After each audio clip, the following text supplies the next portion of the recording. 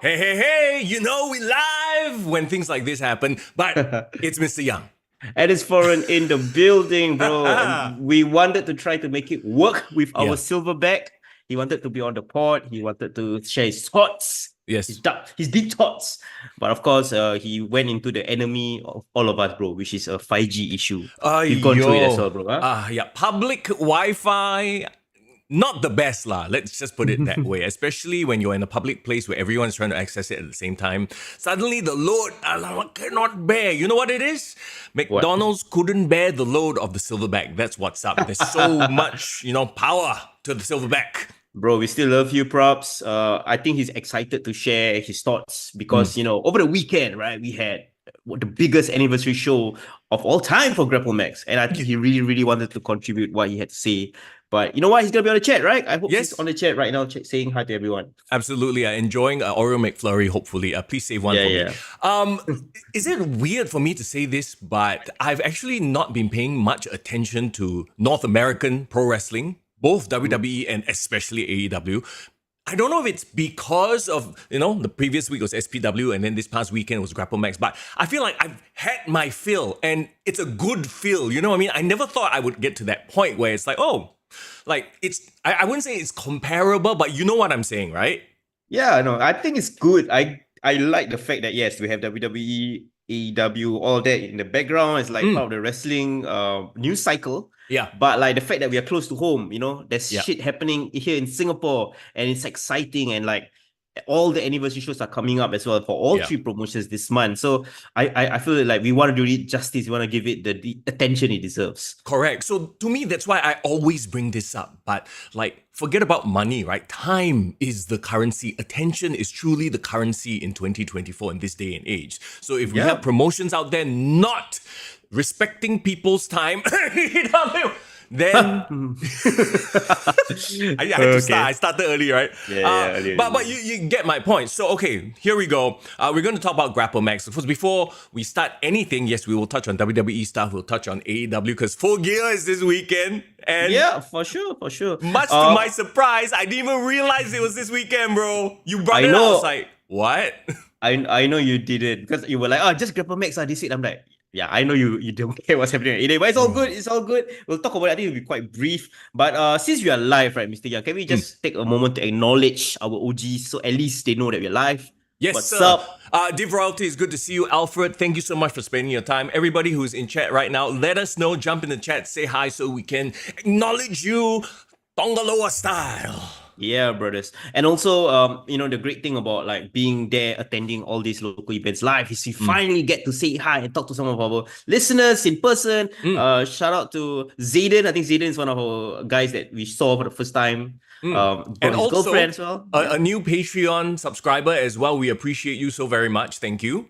Thank you so much. And I think it's a great time. Like I said, Raw, WWE just announced like a big ass like Netflix trailer as well. So, for all the nonsense that's out there, but there's also some great stuff. I think we'll cover all of it, right? For sure. Absolutely. Actually, I want to swing back to the Netflix thing in just a bit because something else happened on the weekend and something very interesting that sparked many thoughts in my head. We'll get to that very soon. But as always, we gotta give a big shout out to our one and only Hasif, our sponsor of the podcast. Dun, dun, yes, what's up? So the thing I love about, as well, again, going there live is we get to meet people in person. Hasif has been a supporter of the community this last couple of months.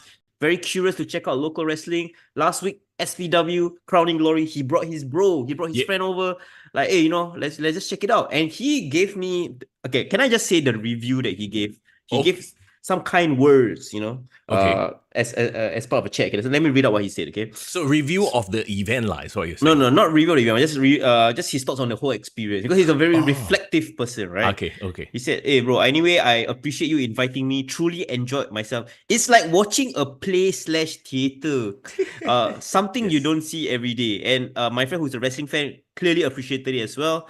And he said like the fact that he kind of gets it now. Now he understands why it's so popular among us and why we are so invested in it as well. I love it. I love it. That's the beauty of pro wrestling, and we'll talk about it when we talk about the Grapplemax thing, right? You don't have to know everything. As long as the story being told in the ring is a well-told story, you can get sucked in. We saw at the Grapplemax show, people were just, all the uncles and aunties and randos, just, staring through the glass, trying to see the action. Hey, go fighting, whoa, They don't see that every day in their CC, you know what I mean, Exactly. right? But yes, Hasif, he's an independent financial advisor. If you want to talk to him about that kind of stuff, he more than welcomes you. Or if you just want to have day with Hasif, just chat about entrepreneurship, fitness. He's a true fitness bro. Look at him. Oh my God. You know what I mean? Yeah, he could step into the ring, I say.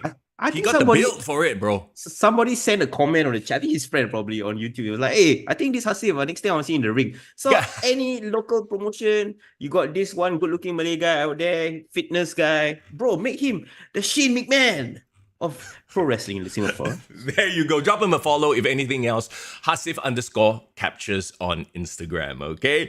In the meantime, though, all right, back to my Netflix thoughts. Of course, this past weekend, the big live event. Live sports on Netflix is going to be huge. They've already experimented here and there, right? But Tyson, Paul. Okay, forget about the fight itself. This card was all about the hype. Can we just, coalesce to that thought? Right? Can we just... Yes. Yeah. That's the thing. Actually, I wanted to start off this podcast talking about that event, right? Okay. Tyson and Paul. And nothing to do with how shitty the event was, right? Not event, but the match itself. The match itself. It was all hype. Because, let's be real, the match before, the ladies' match it was a banger.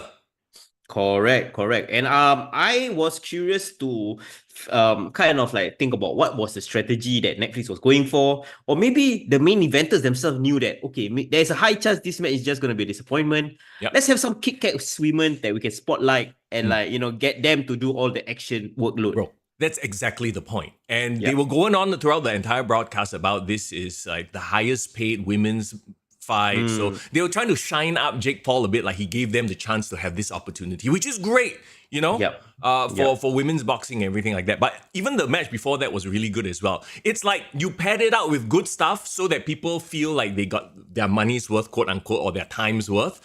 But then, let's be real, everyone was there to see Jake Paul versus Mike Tyson, which unfortunately did not deliver because Mike Tyson is 58 years old. The thing is, right, we should have known that. Like, we should have overhyped it. If they... You know what it is? It's nostalgia. We all want Uncle Mike to freaking, hey, show us one more time, like, your knockout power. The myth, the legend, even those of us who didn't grow up watching him and his heavyweight fights, right? We see the clips. And then he has this destructive power, this sudden, bursts. And we saw the training clips as well. It's like, oh my God, he's going to knock Jake Paul the F out. And then it didn't happen. It's all marketing. Yeah. But I look at the whole event, to me, as a wrestling fan, right? As a test run. It's a test run, like live sports. How's the experience gonna be on Netflix, right? And I heard there was a lot of issues with streaming in North America. Yes, but here in Singapore, it wasn't that big of a deal, right? On your end as well. Some people said they had lag issues. I personally did not. So my experience was perfect. Like it literally lagged with 1 second, and that's it. So I was very surprised because from what I read, 60 million people viewed this on Netflix, bro. 60 million.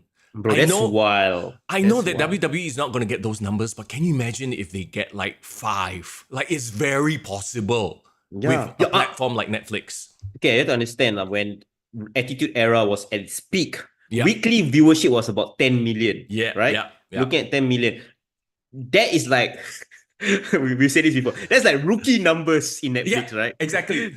But here's the thing. I think the possibility is very much there because hear me out. Even if you didn't give a hoot about boxing, you tuned in because you already had a Netflix account. Oh yeah. Give it. Look, you know what? They advertise on the show. NFL football or Christmas, like Winter Bowl or some shit. I don't know what it is already. Pittsburgh Steelers versus no Jacksonville Jaguars.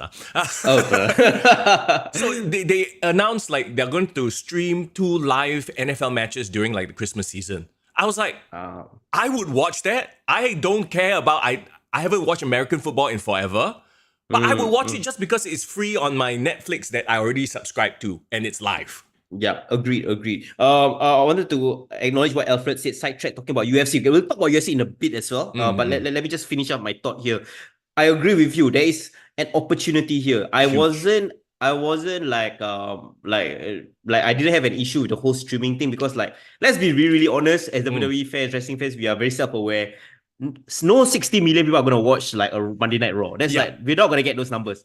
That's fine. But if you can just get a piece of that pie, 5 million, 10 million, that's still more viewership than what you see on network TV, right? And back to what you brought up earlier, they've started to promote it already, right? On the first episode, you got John Cena. You got who else? One rapper fella. I forgot. But you know what I mean? No, Travis Scott. Travis Scott. Yeah. And then for all my Indian brothers, they played Hanuman, they played the big dog, you know, that big stepper, underground rapper. Yeah, so they played that. And I saw on the comment, the rapper Hanuman actually like commented, yo, you're using my music. So like, bro, we are getting mainstream, you know, musicians, artists, rappers, actors, whoever. That is the hype that I recall when Attitude Era was at its biggest. It became pop culture. So we are getting there. I feel it. We are literally at the crest. Oh no, not even the crest. We are on the cusp. Yes. On the cusp. So guys, this is the best time to be a pro wrestling fan. And for us, we were talking about it. 8-year overnight sensation here in Kick to the Gut. I think we're gonna get a breakthrough next year. So guys, you gotta be ready for that. Let's put that out there in the universe. I just want to nitpick a little bit with their poster, okay? They had an opportunity, but they fumbled the ball. Whoever did this poster, they fumbled the ball. See, okay, this is cool. This is John Cena, live action. Obviously, John Cena, everybody knows, mega movie star. People love him, right? People watch him on Netflix. Greatness, yes, of course. Roman Reigns, the tribal chief, OTC. Greatness right there. Okay. Excitement with Cody Rhodes. Okay. Why is adrenaline tagged to Bianca? I get the Bianca. Yes. But adrenaline should have gone with Cody Rhodes. It's literally right there. You fumble, bro. The song doesn't go excitement in my soul. Excitement in my soul. No, that doesn't work. Okay. No, the vibe is different, adrenaline. Bro. Yeah, bro. Come on. Yeah. So someone in marketing never watched enough of their wrestling. No. Bro. You know my dream, bro. My dream is to really do marketing for WWE. I just feel like even though I'm gonna get overworked, I'm probably gonna end up like a freaking Bruce Pritchard and all that. But there's so much opportunity to market WWE. You get what I mean? They are doing a fantastic job of it right now, especially with leveraging TKO and UFC's resources. It's just up and up for the WWE. Yeah, for sure. And okay, let's transition quickly to UFC, right? So the great thing about this week's UFC and how it relates to us, it happened in Madison Square Garden. Yep. We can talk about John Jones having a great victory over Stipe Miocic, and that's all great and done, right? But on the WWE slant of it all, you had Triple H, Stephanie McMahon being there, Rhea Ripley, Damian Priest, Mommy, right? yes, Mommy as well. And the cool thing is, Hunter of Triple H was like front row with Dana White shaking hands with Donald Trump, right? Oh my God, yeah. And I'm not even talking about all the politics of it all. But if you think about it, if the biggest wrestling company in the world is connected or have connections to the White House, right? Yes. Bro, we are mainstream, bro. Like, that's the most mainstream as you can be, right? 100%. Love him or hate him, right? You know? But then again, Donald Trump always has had connection with the WWE. If you think about it, you know? Going back to the Vince McMahon days. But Triple H being there and all the wrestlers. Okay, is it just me? Or... I know, like, obviously, I do not wish, like, you know, relationship problems between Rhea and Buddy, but Rhea and Damien look good together, twins. Hey. Bro, they are twinning for a reason, bro. Okay, they are that bro relationship. You know, I believe some people in chat might think that they might look better with Damian Priest.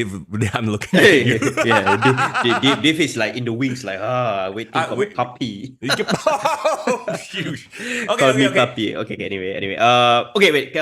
Alfred was saying when they played YMCA, I thought there will be a choreo from fans and Triple H. Stop it, lah. What? And that one John Jones. Wait. Oh, did he come out? I did not pay attention to the UFC at all.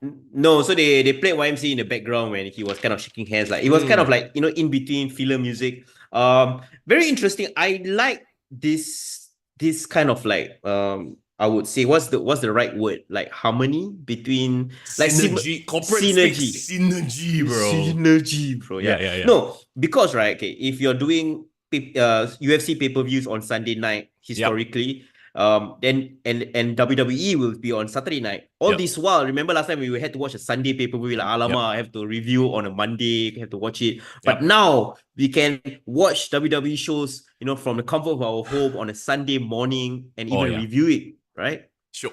It's a great time to be a wrestling fan right now. It truly is. And once again, the mainstreamness of it all. We don't have to be like, oh yeah, we are, watching this like very indie, very weird shit. No. Yeah, we've been loud and proud even through the dark times. Now it's time to shine. Dave was saying Buddy was also there. No, Dave trying to say that Rhea and Buddy are good. Yeah. Damian Priest available. Do not disturb my Damian Priest. Okay, can. We'll send him a message to that effect. But yeah, so I just wish that UFC would go do the WWE Network or streaming route. I really wish they would, because they still run on the pay-per-view model. Do you feel like WWE is now more accessible than UFC? Yes, 100%. So I wonder if at some point in the future, Dana White just goes, okay, F it, let's not charge whatever their $30 a month subscription. It's quite expensive, bro, to be a UFC fan. I don't know. Right now, to me, WWE is more mainstream than UFC. Yes. UFC had its peak in the mid-2010s. You had your Conor, Khabib, right? Speaking of Conor, I'll just kind of circle it back a little bit. Jake Paul did mention that, his next fight, rumor, Conor McGregor, that will sell tickets. Ooh, Jake and Conor. But is Conor at that point in his career where he's just going to take this kind of like freak show fights? For the it's all for the money, what? At the end no, he did say it could be an MMA fight, which would heavily favor Conor McGregor. Yeah, I love it. I mean, okay, WWE is going to be its own thing. They let sports and boxing and MMA try to do its own thing. Because to me, having them live in their own universe makes it all the more interesting and fun when there's crossovers in the future. So correct. Let them cook, bro. Div says Damian Priest rumored to be dating Lana. But Div say he boya. I think he is. I think he is a kind of a playboy. Okay, one last thought on this whole thing, right? A lot of people forget, bro. You had Mike Tyson there. You had Jake Paul there, right? You also had a WWE wrestler there. Logan Paul. Bro, Logan just right in the background, bro. So I'm like, bro, like there's so much possibility. Can you imagine like Logan continuing this with Mike? Or didn't Mike like challenge Logan and Logan said, I will kill you. I will literally kill you. Bro, they starting the promotion already. Like, even if it ends up as nothing, never mind. There was that interaction, These are people, love them or hate them. Like, I don't care either wise, but they know how to generate hype. We are in an attention economy right now because there's so much content out there. These guys, whether you love them or hate them, know how to get your attention. Yeah, for sure. And I'm such a fan of like, how while WWE can kind of almost be on the back burner, because like some of the storylines right now are kind of running. They tape a couple of their shows, so there's no need of like, oh shit, I need to see what's happening week to week. But it's almost like comfort food at this point in time, right? Yeah. Like I know what's happening. We just saw Raw, right? Raw was taped. They already kind of more or less confirmed Seth Rollins as like the fifth man.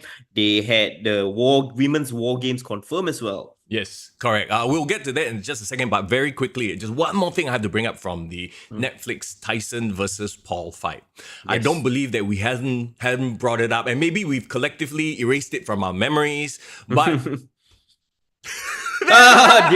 God. Bro, now our podcast is not PG anymore. Oh my God, bro. When that happened, I watched it live, and it was the most like, what is going on? Am I in a different alternate universe? Because you have to remember, he's there being interviewed by his son. So his son is asking the questions. There's that very tense moment. It's like, Dad, what are you going to do? And then he's like, I love you, son. And he kisses his son, hugs his son, right? And then he turns to walk away. And then the cameraman, who must realize that he was like that the whole time, doesn't zoom in. He instead just lets him walk away. And then the butt comes into shot. I'm like, what is this? Bro, tell me this is not an episode of Idiocracy, bro. This is real life. This is not a skit. You know what? That would have been a hilarious SNL skit. Someone should have done that. No, but I also felt a bit bad because it kind of gave me a vibe of like, like old uncle who is not all there, just On his standing last around in his legs. underwear, and he either he wasn't aware or he just doesn't give a F anymore. He just wants to make the bag, get the bag and go. It's okay. I think Tyson deserves that at this point in his career. But now, What, to have his bare ass out there on Netflix for 60 million? bro, he has done whatever the fuck he Yeah, can, bro. Like he can literally do whatever, and everyone's still gonna love him, right? He's literally bulletproof. At this point in time, I think the fans in general are ready to see like newer stuff. I think Jake Paul getting knocked out is more of like the selling point than who he fights at this point in time. Yeah. So if you give him corner, give him whoever, right? Let them have their. This is like this generation's what or not, bro. Harlem Globetrotters. It's all just gimmicks. It's just gimmicks, bro. Yeah. But it's a gimmick, but you can't help but put your eyes on it because you want to see something happen. Correct. And they managed to sneak it under all of our eyes and like just basically it's the heist of the century, bro. It's the real heist of the century, bro. Getting all the money. Exactly. But it is what it is, lah. Huh? Okay, come, let's talk about wrestling. I haven't had any time to check out Raw, but I did see that they have set up the women's War Games match, which, I saw clips of the build on social media, and all the different members have been feuding with each other, so it kind of makes sense. But do you feel like their feuds are not so heated to a point where it warrants a War Games? Maybe only Rhea versus Liv. Agree. And I would even argue there's a bit of Rhea and Liv fatigue at this point in time. Like I think we've seen a lot of them, but they are undoubtedly stars, right? Top stars for the women, especially on Raw side. And I'm surprised that Rhea came back so soon. I thought Rhea is gonna be out for a while, right? Right. I hope they're not rushing it just to do a War Game. See, that is my big I hope so. I would rather they not do War Games for the women. I know because of the lack of story. Yeah, it just feels like, we have to do equal one men's, one women's, just to be, I don't know if you want to call it PC or whatever, but... My only thing is, like, because War Games doesn't feel like there was enough build, like you mentioned, right? I hope War Games is the start of some builds for some of the women's rivalry. What I mean by this is, like, can we have a bit of Jade and Bianca dissension starting out at War Games? Can we have like a new rivalry between Rhea and Raquel really get established in that match? For example, all those things that I want. Io is in there. Isn't she the number one contender?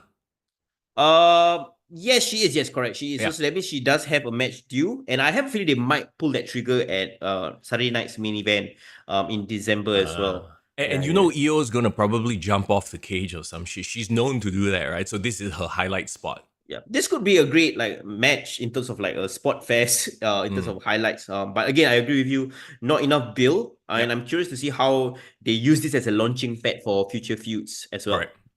So on the quote-unquote men's side, obviously it's all about the build and the drama with the Bloodline, right? Solo still trying to get... he screwed Seth Rollins, didn't he? Because Seth refused to join his team, but Seth also doesn't want to join the Bloodline, the OG Bloodline team. But we are most likely headed towards Seth joining them because Solo screwed him, right? Agree. Tell you what, like, I feel like at first, when this whole Bronson being included, Seth being included, felt like very random out of nowhere.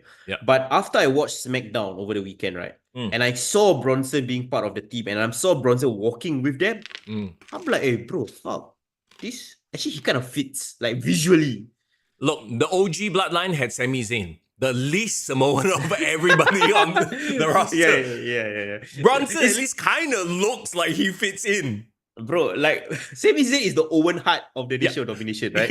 Yeah, exactly. So yeah, I feel like Bronson makes sense to have an alliance with them. Yeah. He doesn't have to be a full-time member. Exactly. He's not a full-time member. He's just, hey, we recruit you for this. Which means that we won't see like a Zilla, Fatu, we won't see like a Hikaloa, that kind of thing. I think makes sense, Yeah. Which is fine also because like I really truly feel like you don't want to debut too many and at such a big event as well, right? So have your established stars in there. So more than likely, have they confirmed the fifth member or are they still playing up the whole we don't know who it's going to be? Even though they screwed Seth. They officially has a match graphic, I believe. But I feel like Seth has already more or less alluded to, he's gonna join because he's angry at being screwed, right? To your point, right? I don't think they should have like debuted anyone new. There's just too much going on. Yep. I rather you solidify your established stars, right? First, It's fine to include Bronson and all that. My only concern is, where is the Rock in all of this? Where is this fucker who just turned out at Bad Blood, didn't do shit? What's happening there? He shows up, I'm in Canada, and then leave. I don't know. It's like, so he's probably gonna make an appearance. Like, he's gonna be the big shock at the end, and hopefully this time around he'll do something. Yeah, and also Alfred brought up a great point. Somebody else I would love to see involved, right? Just in time for War Games. The Wise Man. Bro, if anything, this will happen the Raw or SmackDown before Survivor Series, just to lead up, just to give people the one last gasp, right? Like, I don't know if it makes sense for him to show up at Survivor Series itself. And I'm also campaigning from a few weeks ago, petition for Paul Heyman to appear in a hoodie and bandana. Oh, stop. Pull down. Fella never shaved for 5 months already. The pop when Roman said, "Wise, look, they've done everything right in telling a story. Forget about what, nobody even cares what they do in the ring. To be honest, if they went in and did Hogan stuff, people would still pop because it's all about, I care about this guy and his story and the betrayal and blah, blah, blah. You're in for the ride. You forgive everything else at this point already. People are literally there. They've paid money. They will pop just to see Roman come in the ring, do this, interact, and F off. Yeah, I am a big believer of television is for you to do your drama, do your setup, do all your storylines. And when it's like your PLEs, your pay-per-view, then you deliver all those great matches, match of the night, that kind of thing. So you are also prolonging the health of your wrestlers. You don't have to go 100% on each weekly show. I truly believe in that. So was that a message to... Okay, no. No, but it's true. We've talked about it. Yeah, we've talked about it over and over on the podcast, and that is the main problem with AEW, which we will get to in just a little while. That will be the tail end of the podcast, okay? We will preview Full Gear, which I forgot was happening this weekend. It's all good. The one thing as well that I would love to say as well about that segment, right? Didn't it feel like a post-credit scene, almost? Oh, yes. The fact that now they put the, executive producer, Lee Fitting, Paul Levesque. Yeah.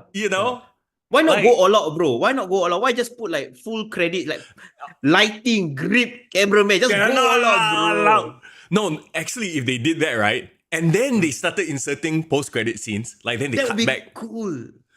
Bro, think about it. You see, if they really acknowledge the fact that this is a television show, right? You see Jimmy Kimmel, Jimmy Fallon, thank roll you and good credit. Night. And then while they're playing the music and all the roll credit, right? Yeah. Do it, but then while you have the camera still staying on the ring or whatever happening after the show, they're celebrating, and then everything goes out, and then the person appears, right? There's so much great way to create all these potential cameos, storyline, Easter eggs, bro. Come on. No, I 100% agree with what you're saying right there. It's the post-credit scene vibe. Even though Marvel kind of killed the post-credit scene, to be honest. They overdid it. With useless bullshit, right? It became expected. And then it became, they were just shoving stuff in there for the sake of it. Yeah, agreed. So that was literally a great scene. Nothing much of note happened, but I would like to say, and I don't think we give enough love, right? That Nia Jax and Naomi actually had a great main event. I actually enjoyed that main event, bro. Okay. Yeah, and I know no one is paying attention, but I did. For some reason, I just stayed to watch that match. I'm like, hey, this Nia Jax is a pretty good badass Yokozuna style heel for the women. Is it because of Naomi bringing her up? So Naomi played a great babyface, fought underneath and all that. But I would like to say, I think Nia Jax has suddenly a great understanding of her character, of her role. Yeah. She's the powerhouse. She doesn't overdo her moves. Yep. She slows things down. She's a great monster heel. Yeah, like you said, like a Yokozuna, exactly. Yeah. Yeah, hey, Alfred, I do not watch too much Kimmel and Fallon, bro. Please, I'm not a fan of those people, to be really honest. You know who I like? Who? You know I really like? I like Dave Chappelle. I'm a fan of Conan. Conan yes. O'Brien is actually my favorite guy because he's just so ridiculous and over the top. My favorite was always Craig Ferguson until the Late Late Show. Dude was Scottish. Yeah, he's super funny and super. Because he had a much later time slot, he could be a little bit more controversial, quote unquote. Yeah. He's a bit of a flirt, and his flirt game is strong, bro. Yes. I love it. I love his. Bro had riz, as the kids say. But you know, since then he's kind of disappeared lah. Yeah, I don't really like all the current, because everyone's like kind of like too vanilla. Nobody has a bit of like that edge to them, and everyone is playing very political these days. So they have to, and they all lean a certain way. Not that I lean anyway, but they all lean left. Yeah. I would be very interested to have like a Republican late night talk show host. I think that'd be quite funny. Bro, they have that, but it's not on TV. It's the Joe Rogan podcast. No. Joe Rogan, Joe Rogan. No, the funny thing is, I know this is a complete sidetrack, but everyone's like, oh yeah, we need somebody on the left, like a Joe Rogan for the left. But it's like, he was always very progressive until y'all made him a right. Until the left completely shifted, until his middle ground stance became right. Does that make sense? Wasn't Joe like super into like I mean, he's pro cannabis, and like all those things are left leaning stuff, what? Correct. You know what I mean? Yeah. Well, so he was actually more in the middle, I would say, leaning left. But then the left moves so far to the left that he becomes right. Yeah. So that's the thing, right? You can swing left, right, whatever you is, as long as you swing the right way, if you know what I mean.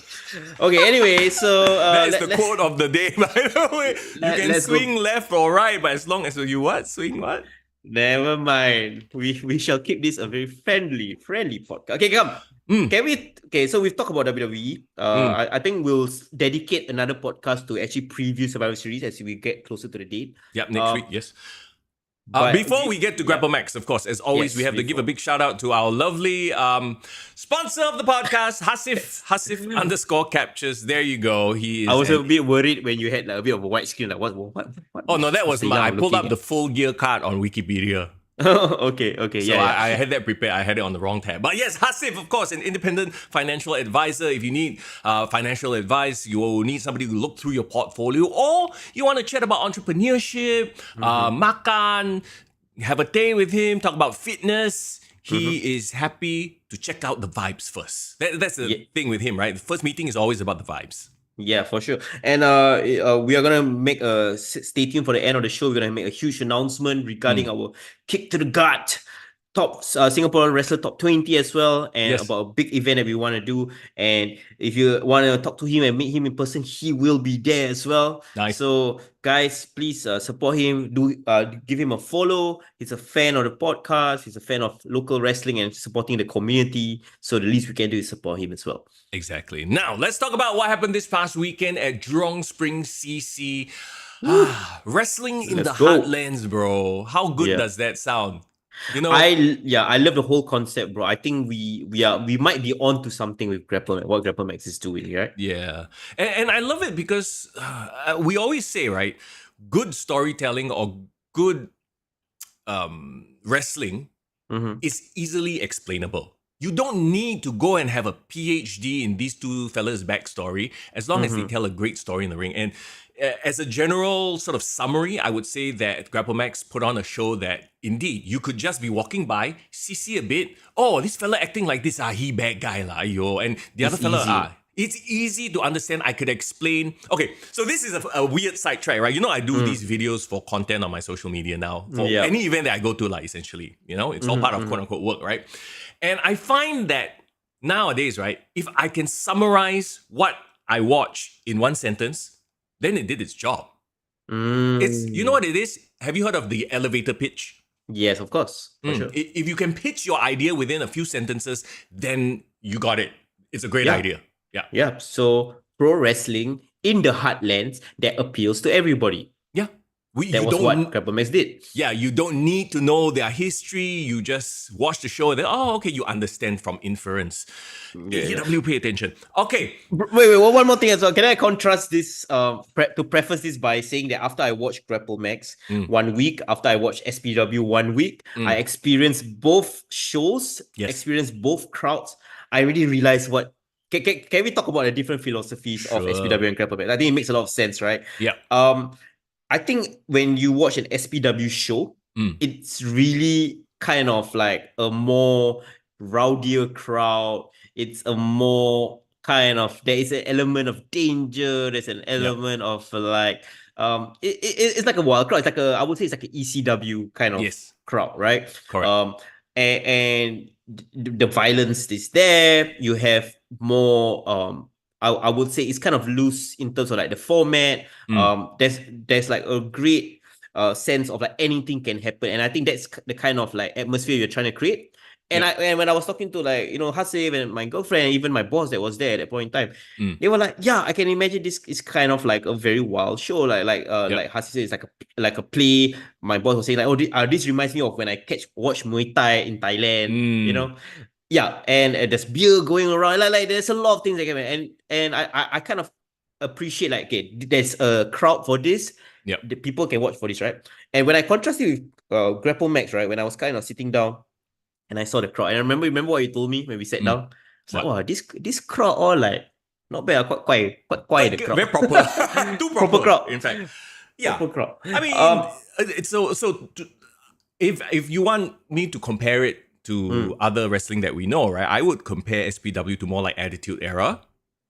I would compare Grapplemax to maybe current era, where things are a little bit more like story driven, easily digestible, understandable for the mainstream. Yeah, but you have to understand, I also feel that there has been a shift in the philosophy for Grapplemax almost. Yes. Because I felt, okay, Grapplemax for a long time, of course, has the roots in Japan, right? You had Nick Togo as an advisor, you had that New Japan connection. Yeah. But it's almost as if like, okay, we've taken, previously it's really all about fighting spirit, all about like delivering great moves, showing the character of the guy, babyface, all that kind of stuff. Like, it really felt like it had that Japanese philosophy, right? Yep. But the thing about that Japanese philosophy is it works for Japanese culture, because Japanese culture like really respects all this work ethic and blah blah blah. Correct. But yet you have to understand, for Singaporeans, right, we grew up on Western wrestling, right? North American wrestling. WWE, so we do want that mix of character, story, and I think Grapplemax somehow have evolved beyond just like the philosophy of like the Japanese style of wrestling. Pro-wrestling, right, in a way, but also you have all these elements, because like previously it's all about grade 1, grade 2, grade 3, but now characters are being developed. You see the difference, bro. The presentation, especially Grapplemax Festival, wrestling festival, everyone's Titantron level up, bro. Right? Yeah. But to be fair, SPW said also everybody's Titantron level up. So, I mean, just to sort of summarize it, yes, it's for two different audiences, and that's always a good thing. You have alternatives now. So, you want a boozy night out with your friends, SPW is there for you. You want to bring your wife and kids to a wrestling show, Grapplemax is there for you. Yeah, exactly. And as an observer, right, we are observers of the local wrestling industry. This is great. This is perfect, because the market is starting to mature, because there's like options, right? And the whole connection that they have with People Association, literally kind of like sponsoring or like holding the event in collaboration with Grapplemax. Bro, you're bringing in government as well now. You have government support. Like, bro, can you imagine 10 stamp years of ago? approval, bro. This is Singapore. Everything got government support can. yeah. Holy shit, that's great. Like, I feel that, whoa, now you have this kind of backers. There's so many things we can do, bro. Wrestling in the heartlands, wrestling at Tampines Mall, wrestling at Jurong Point. Marymount CC, next one, please. The one nearest to me. Right into your local MP to tell them, or grassroots leaders, to bring Grapplemax to the heartlands. You all complain, no one using the CC, only old people using. No. You say, you bring Grapplemax to all these CCs, I will come and what? I will come to your CC and I'll buy stuff there. All the young people will come and check it out, because happening got wrestling this thing that everybody is watching on Netflix. Bro, 2025, you're excited, I'm excited for good reason. Okay, let's talk about the Grapplemax Pro Wrestling Festival. Match by match, of course, is their 8th anniversary. Those of you who were there, by the way, please feel free to sound off in the comments what you thought about the matches also. And our ratings are up on our Patreon already, are they? Yes, correct. They are now live. I'm just yet to add yours and Prabhu's. But again, if you're a Patreon member, you actually have the opportunity to vote and give your star ratings for each match. But I will tell you mine as well. Yes. Let's start with SPD versus Julian, the grudge match that kicks off the show. Okay, To me, I was a little bit like head scratching when that match was announced as the first match. I thought the next match would be the first match, but it is what it is, I suppose. I feel like because this match had more history that, it's not immediately understood what is going on. Mm-hmm. Does that make sense? But it's also, if you're a long-time Grapplemax fan, right? Yeah. If you sit down and watch it, like, okay, you know this history between SPD and Julian, right? Correct. And I do know that they tried to tell that story on the Titantron, right? But I also was very, very much aware that there was a lot of new people attending Grapplemax for the first time during that show, right? And that's the thing about Singaporeans. We are all late. Most people probably came in the video player already, don't know who these two fellas is. What's their beef? You know what I mean? So that was my point. Like, I feel like it should have started with something high flying so that immediately people go, oh, ooh, ah, Yeah, correct. So I think we are both aligned that this should not have been the first match. Yeah. That said, though, I mean, I feel like, he's so underrated. It's become like an albatross. It's like a negative thing, even though we mean it as a very positive thing, right? You know who I'm talking about here now. Yep. I would say Julian. Yes. Julian is that underrated guy.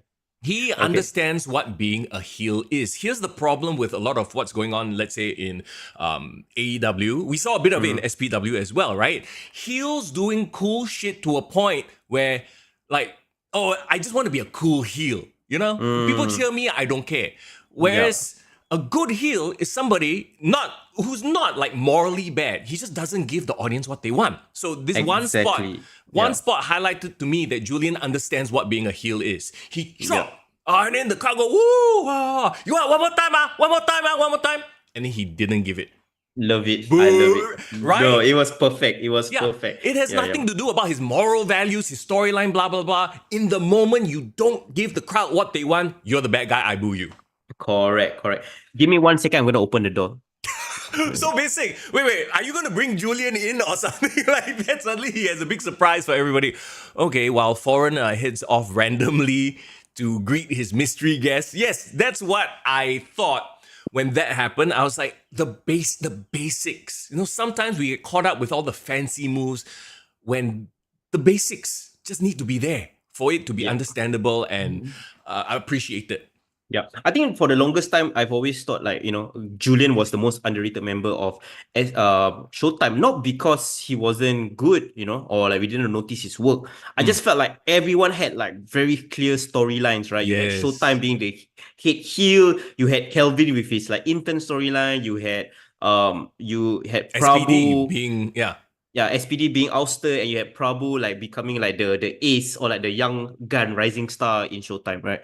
But Julian always felt like he's the mechanic. He's the one that can be the great supporting utility player, can fit in any role. Yep. And I think now that they're telling this whole story of like, okay, he is gonna be the last guy standing from Showtime, active member, right?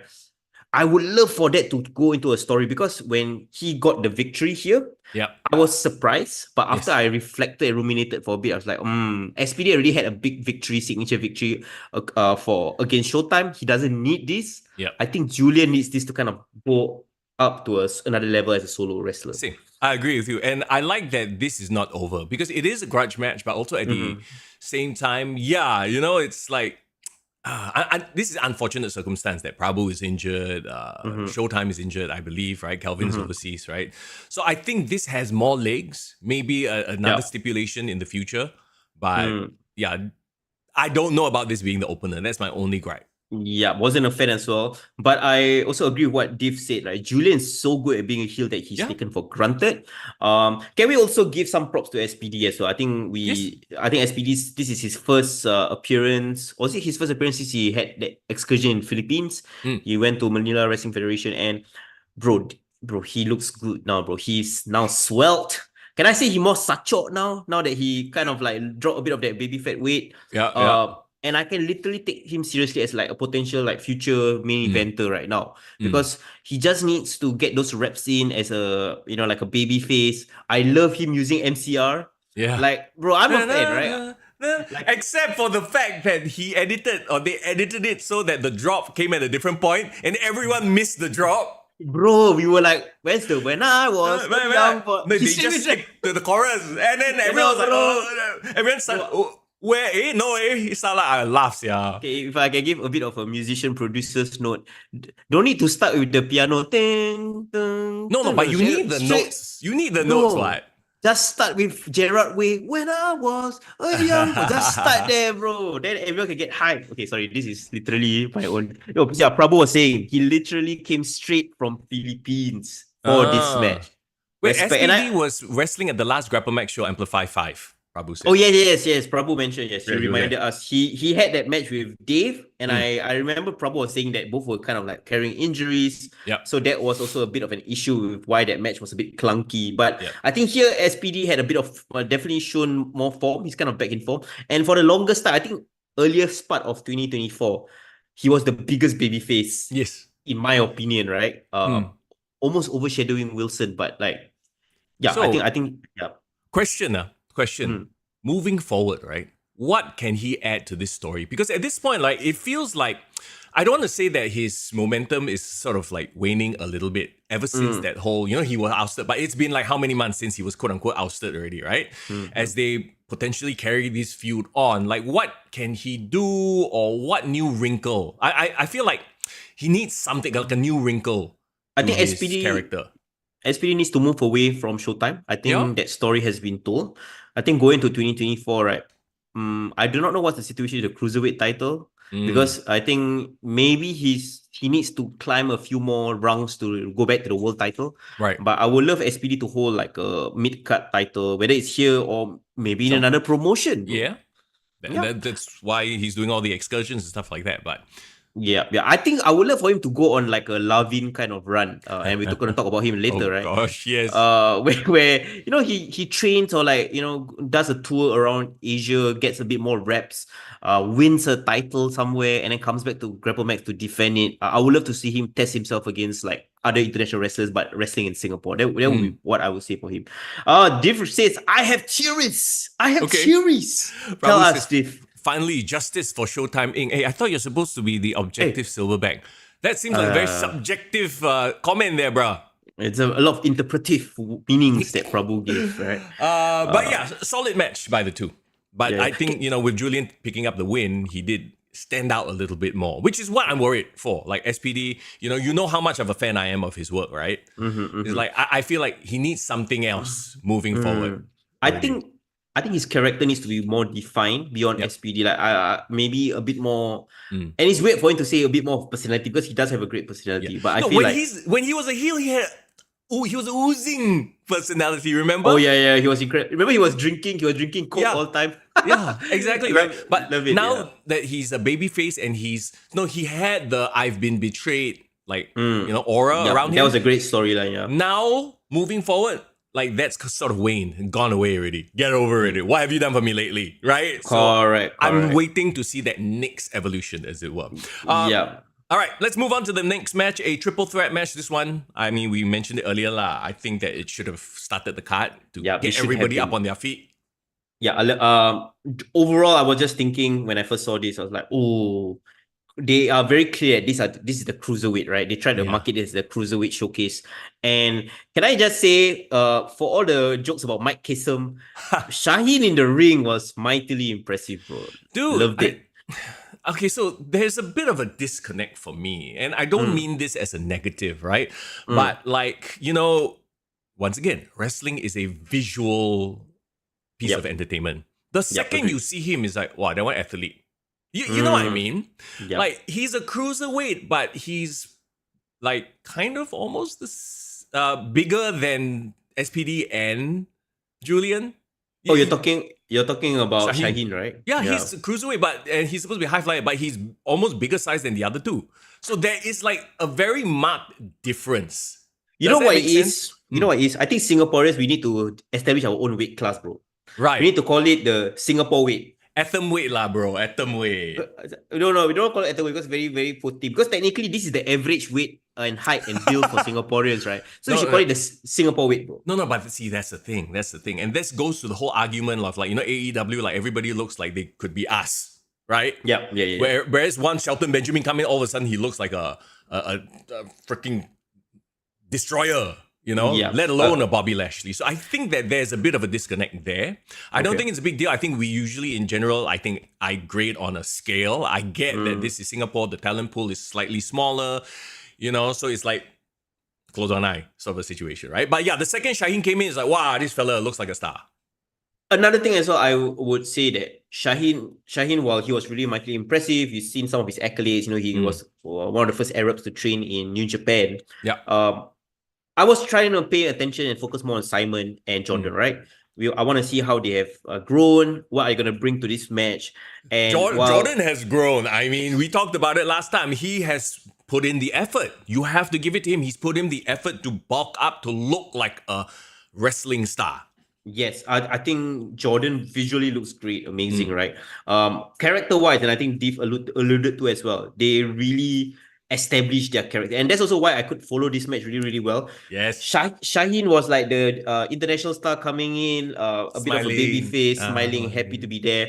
And then you have Jordan, who is this heel returning from a long hiatus, looking to prove himself, hungry to establish his dominance. And he was kind of a dick from the beginning. Yes. Middle fingers everywhere, trying to tell them, oh, you all fight me, blah, blah, blah, shake hands, kind of, And I love the trash talking he had in the ring. He wasn't afraid to kind of interact with the audience. And I want more wrestlers to have a bit of that, right? And then you have Simon, who is clearly the underdog in the situation.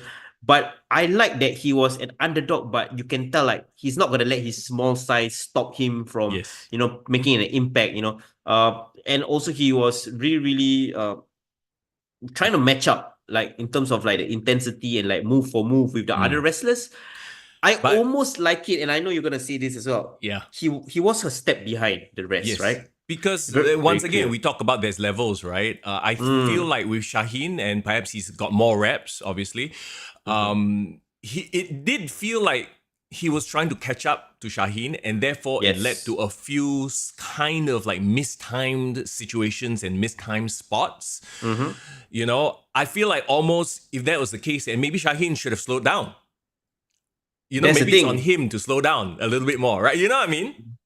And also another issue is I feel like because of the like Simon kind of being a step behind, I kind of wish it was almost like they really kind of like predicted that it's gonna happen and then play into a storyline where like there was like a test, like maybe Shaheen's like, hey, can you match up to me? And then like, oh, he's struggling, and then like he gets angry, for example. He's like, shit, I really want to match up. I'll imagine if that was the story right now. But yeah, Shaheen was super smooth. Like everything he did looked great, which is the quote unquote risk lah. It makes other people look less smooth, I suppose, right? Jordan didn't suffer from that problem because that's not his game. He's striking, and he just played up his strikes. Yeah. So another thing I would say, like while Simon, was a step behind, and while Jordan was like, playing in his own lane, staying in his lane, right? Why this match worked for me, and as well talking about getting the crowd hyped, right? Yep. I think this made people realize, oh shit, there's this level of wrestling in our heartlands. And I know Shaheen was a big contributor of it, but like you have a Jordan, you have a Simon who is able to like execute all these great moves.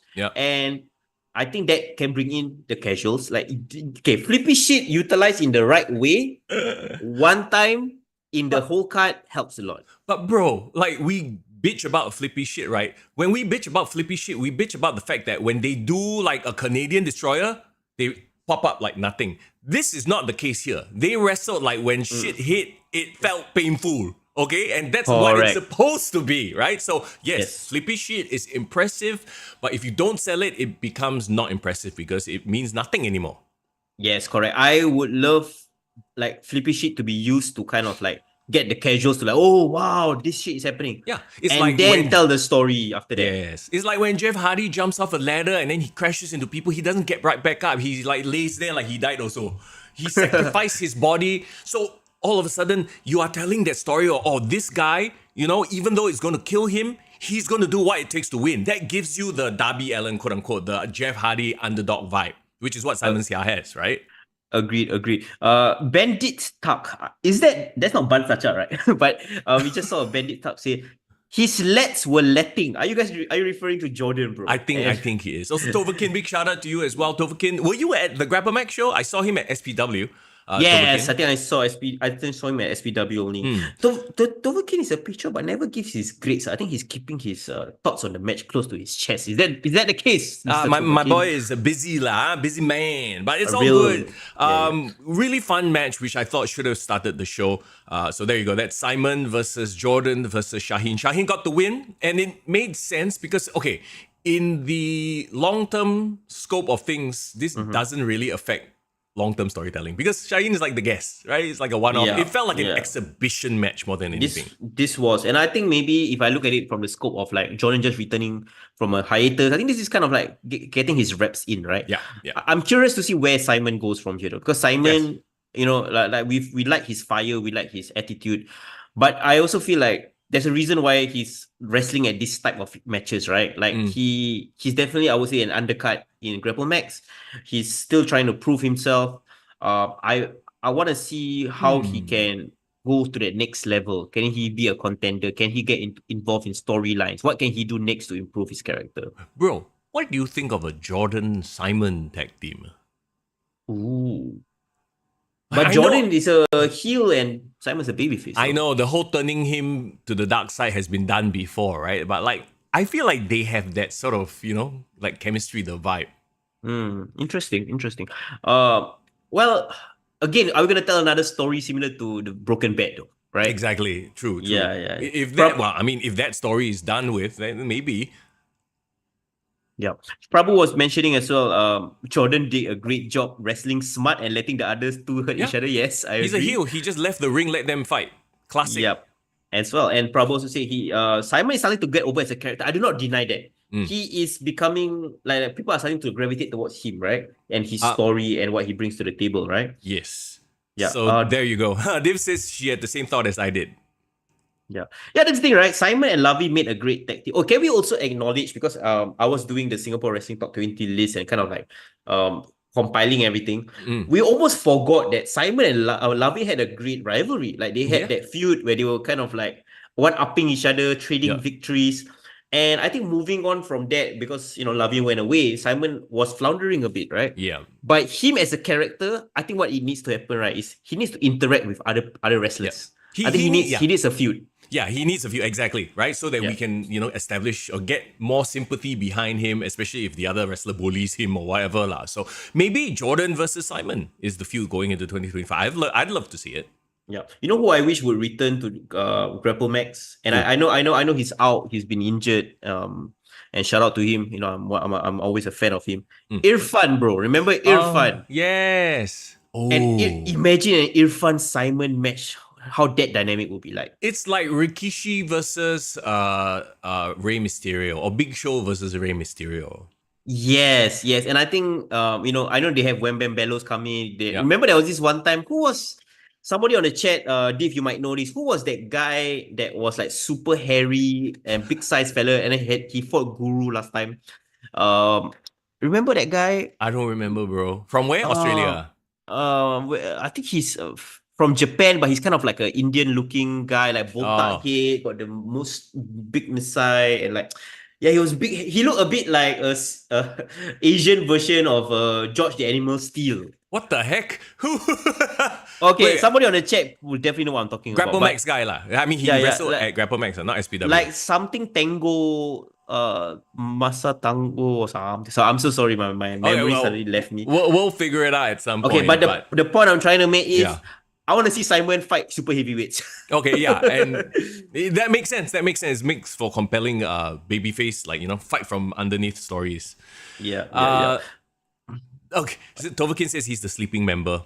All right, let's talk about the next match then. Let's move on to the mixed tag team match. And I said it right from the start, bro. I said it right from the start.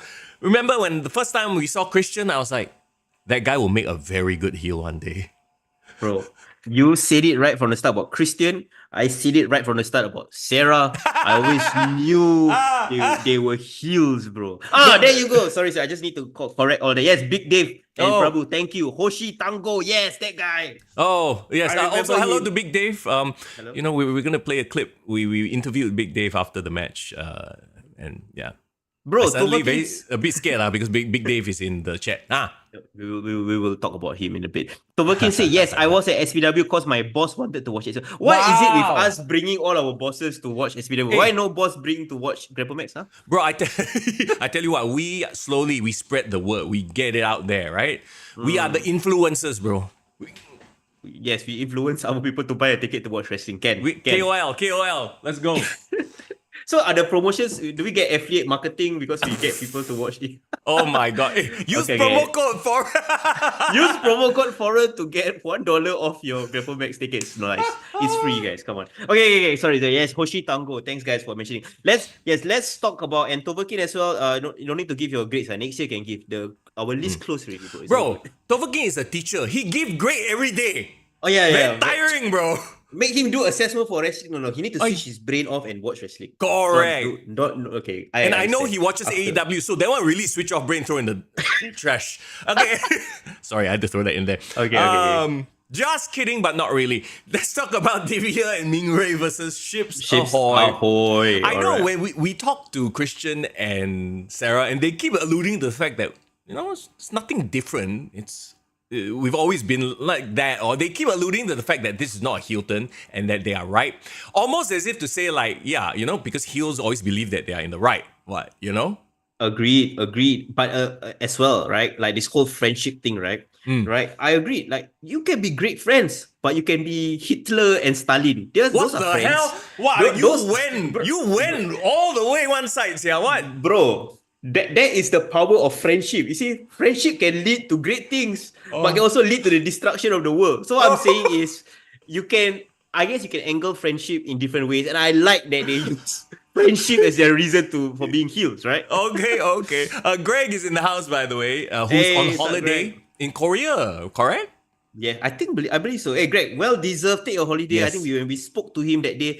Okay, give a shout out to everyone from Grapplemax. All of you guys apparently had little or no sleep on the day before because you guys were moving the ring and setting up and all that. And also, you guys, deserve that 1 week break or however long you guys are taking because, bro, respect, man. Like making it happen. So yeah, Greg, enjoy your holiday. And like Div said, GST is in the house, bro. GST is in the chat. Usually we don't like GST, but in this case, in the pro wrestling scene, yes, we do. All right. Yes, correct. Sarah says, friends are the best. Okay. So Sarah is here to listen to our podcast live for our they review. Sail their ships into dark waters, as I put it. Like I said from the start, Christian, natural heel. Mingray, I feel, played a very important part in this match. She was essentially the babyface in peril most of the match. For Divya to come in to be the dominant force, as it were. Yeah, you have to understand also Mingray has been having a bit of a rivalry with Sarah, right? Yes. And clearly now they have established Sarah is the heel in this situation. And I like Mingray's progression because, we for longest time, like we didn't really know her character. She's kind of like, a great one wrestler. Yeah, and like QQ and all that kind of stuff. But now, she's the lion, right? And that has actually added to her character a lot, for sure. Yes, 100%. I mean, look, it is a thing that you can't really get around because the roster is not that big. At the end of the day, you have the three of them. Right? They're trying to switch roles, trying to get reps in, that kind of thing. So I also understand that. You know what I mean? Like, there's only so much you can do when you have limited numbers, as it were. Yeah. Oh, shout out to D-Shadow. Wait. Before anything. D-Shadow. Bro is wearing your shirt representing. The represent. Wait, so we got people listening in from Korea, people listening in from Japan, because I believe The Shadow is back in Japan. Are we an international podcast, Mr. Young? Yeah, never mind the fact that they're all Singaporean and from Grapplemax. But yes, let's call it that. Let's half the copium, as the kids say. But it's good to see you, Ramus, as well. The whole gang is here. Appreciate you guys. Okay. Mingray has had such a poor thing year, but I love that she has evolved. Yeah, I think... Yes. I really do hope that you guys get more female wrestlers in there so that you can tell more varied stories with those characters. Yeah, and another thing as well, I believe that there is a story for everyone on the card, no matter where you are on the card, right? And even if, like, for example, maybe like wrestling skills, you are still learning, still improving, there's no reason why you can't level up things like your gear, your entrance, right? First thing when I saw Mingray come out, you know what's the first thing that came to my mind? What? she looked like the Queen of Villains. Wow, like she looked like she can be a character in the Queen of Villains Netflix Japanese show, right? For sure, that's a really good observation too. Like everyone's gear has leveled up. I will say everyone's social media game has leveled up as well. Like they're doing more videos. We could, I mean, I could stand to see more, but sometimes all that takes reps. If there's one thing I will say about being comfortable in front of a camera or in front of a microphone, right? Reps. Yes, reps. You could be the most introvert person. If you force yourself to do it every day, record yourself, even if you don't post, record, you will get better one. 100%. Yeah, I have a full album of me just talking to myself, man. Just like, hey, what's up? It's foreign in the building. I don't want to go through your phone, bro, and then see you all like, oh, you look very handsome today. Well done, foreign. Hey. Can we don't sidetrack? Let's talk about the wrestling. Let's talk about Ming Ray's performance. I now have this. This is my new headcanon, right? That in foreign's phone, there's this whole reel of him just going, "You will do great today. You will do great things today. You are loved. Oh my god. You better." Okay, anyway. Okay, wait. First of all, yes, let's give a shout out to Remus as well, because I think when you talk about social media leveling up the game, all those video packages that you see before the match, Remus is the guy. And I also want to give a shout out to Remus because we had that conversation as well. Where he was telling me, like, I was saying like, oh, you know, what's in it for your character, like post Inglorious, you guys, are you like kind of taking a break and all that? And then he said, like, I believe that I am of more use or I can contribute more to the local wrestling scene where I am, you know, doing all this production work, photography, and actually being in the ring. And I was like, bro, I respect it. I actually kind of like high-five here. I was like, yeah, like we can have all these great wrestlers, but we need people to tell the stories of these wrestlers. We need people to like, you know, great packages for these wrestlers. And we need people to like us to talk about the scene. That only then can we kind of make the community thrive further than just, you know, a wrestling holding a show. Who's going to cover it, right? Yeah, so, I love it. No, I love not just the self-awareness, but also like, I guess in a way a sacrifice, right? Yeah, let other people have the limelight, because here's the thing about the wrestling business. A lot of it is ego-driven. Of course, you want to be the star, right? You want to be the guy in the ring, either as a heel or a babyface, but you want to be the performer, right? It takes a lot to take a step back and say, okay, you know what? I'll be the unseen guy, but I'm going to do video packages for them to make these guys and gals, you know, take their presentation to the next level. Yeah, for sure. So Prabhu says, where can I listen to this Foreign Affirmations podcast? Hey, that's our next thing, bro. How about every week, kick to the gut, kick to the foreign affirmations. Foreign affirmation. You are loved. Big Dave, you are a great heel. Ming Ray, we love your costumes. Prabhu, I love your new tattoo. I've never seen it before. Do you have more that you can show me?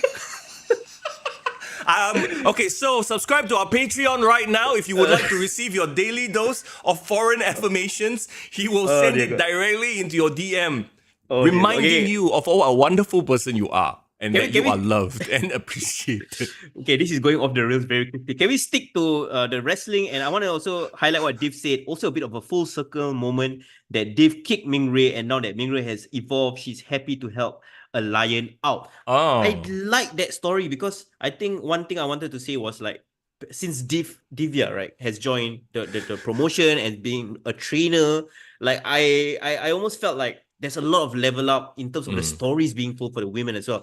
And I did notice this, Div, like Divya, I guess, was kind of testing the roster out, asking them to kind of level up, kind of giving hard love. And then now that has unleashed the lion in Ming Ray, she's able to like kind of like match up to her level in a certain way and also show a bit of aggression. And I think the aggression is what was missing from a lot of the women previously. And now is being shown in this match as well, right? Oh yeah. I love that they built this match up, like, and this is a very common thread throughout this entire event, right? The matches made sense from a viewer storyline perspective. You start to end, it ended with a very satisfying finish in a few ways. And I don't know, I mean, you remember this lah, like I kept turning to you, I was like, here comes the finish. And so I don't know if that's a good or bad thing, to be honest. I think sometimes a swerve is good, but for the most part, I think because we've watched so much wrestling, we know what makes a good match, where the climax should be. It's almost as if, like, you know, people who study film, they can't appreciate film because they kind of know what's going to happen because, they're all right, this is the point. The tension has been built. This is the climax, I agree with you to a certain extent, but I also feel like we can reframe that thought, right? By saying like, this is the right time to do it. Yeah, Yes. you should do it here. And great that you realize it as well. Yes, right? yes. So bam, the spear was perfect and Divya and Mingwei picked up the win. Yeah, love it as well. And if I can say something about Ships Ahoy, I feel like, the fact that they have fully embraced their friendship for Dastardly Means, right? Yes. And after that, after the show still coming to us and ask us to buy their gear, I think that is perfect heel work. Sure. And thanks for, but and also another thing also I would like to say, right? Like the fact that Christian was involved in programming a lot of the lighting and the entrances. The fact that they were actually, you got their stuff as well. Sail on the friendship. Sorry, I'm sorry. Your 2x4 is like way up there. I'm not gonna take it because it's not worth me taking. Anyway, but and also Sarah and Sarah, they're all involved in like designing the posters that's being sold. Like it's an entire operation. And if nothing else, right? Nothing else. If I can't say anything else positive about them, I would say like their hustle to get themselves over is something I respect. Something 100%. I respect. If I think right, if they can do it, because I know Grapplemax don't do a lot of it. I want Ships Ahoy to cut an in-ring promo the next time they go out to the ring before a match. Ooh. Because I want to hear Christian being super bitchy and like telling all of you guys ain't that. I want Sarah she has a great like radio voice, I would say, Sarah, right? I would like Sarah to kind of like crush people with her big words and like mean-spiritedness now that she has embraced it. Okay. Have you seen how she talks? She uses big words. She's like she's a verbose character, She's like just because she had some words for you only suddenly what? No, I have nothing against that. I'm just saying it's like I feel she should embrace that side of her. She has a great voice. Use it. Cut heel promos. Get heat from the audience because I think you guys can do it. So go for it, man. Mingwei, Foreign is still very open to managing somebody to go up against Sarah. Just FYI, or whoever else who needs a mouthpiece. My girlfriend has always told this about me. I don't match the aesthetic. So I don't know whether my aesthetic will match Mingwei's aesthetic, but I can give it a try. You know what I mean? Okay. Prabhu says Christian and Sean Pang are the unsung heroes of Grapplemax. I'll agree to that. Sarah as well. Yes. Let's move on to the next match, which was wow. Okay, so we talked about just now, like, okay, I could call the end for most of the first 3 matches, right? And then this one, I was like, I didn't even get any footage. What the? Why? It happened so fast. Okay, let's talk about this. Let's talk about this shadow. Lavin versus Jay Lamrod. Jay Lamrod comes out, obviously cuts a massive heel promo, right? Talks shit about Singapore, talks shit about the people, blah blah blah blah blah. And from a sort of storytelling perspective, easy for me to say, it made sense, right? We've seen this play out before. The foreign heel comes in, shits on the local crowd, local boy comes out, bam, gets a quick win to shock everybody. Yeah. But I was like, these two literally traveled in just for the event. And their match was 12 seconds long. I'm like, what's going on? Is there a story there beyond the story that was told in the ring? I appreciated the story that was told in the ring, don't get me wrong. But I'm like, a bit wasted, yeah. Yeah. Hey, come, Lavin, you're in the chat, right? Tell us what really happened. Talk to us, brother. What happened? Why you squash James Lamrod like that? Huh? I think he will tell us the true story over day or something like that, lah. But dark side of the ring, is it? Well, if anything, right? Just from the presentation of it all, it made Lavin look like $1 billion. The fact that, he just comes in, leg trip him, figure 4, that's it, 1, 2, 3. I mean, not 1, 2, 3, but yeah. Our Silverback insider said that there was a last-minute scheduling issue with the match, which is why it was what it was. Were they overrunning? Wait, so are we saying that the 2 hours was so strict by the Jurong Spring CC that you guys couldn't, like, there was an overrun in the earlier match, you guys had to end it earlier? Maybe. No, Lavin has the reason. Peak Japanese training efficiency. I see. So who you training with? One Piece? Is it One Piece? No. Who's the guy? Luffy, who's the guy that? Oh, No, one man punch, bro. So like, Oh, you train so much. one punch man lah, one man punch. Clearly, I'm not an anime guy, Okay. but So yeah, okay. today we have two takeaways. If anything you take away from this podcast is foreign affirmations is the thing, and one man punch. Okay. Japanese efficiency. I think the dojos, the few months of scrubbing the floors of the dojo has worked, bro. I think. I'm sorry. I'm still hung up on one man punch. Okay, good. Okay, first of all, I do not know anything about Jade Lamrod, right? So I was curious to know what he was. I do not know why. Yes, okay. I guess they have given some explanations why this match was that short. But still, you can still do a 5-minute match, right? Can I make this a gimmick? Can I propose a gimmick for Lavin? Ah. All your matches are 3-minute squashes.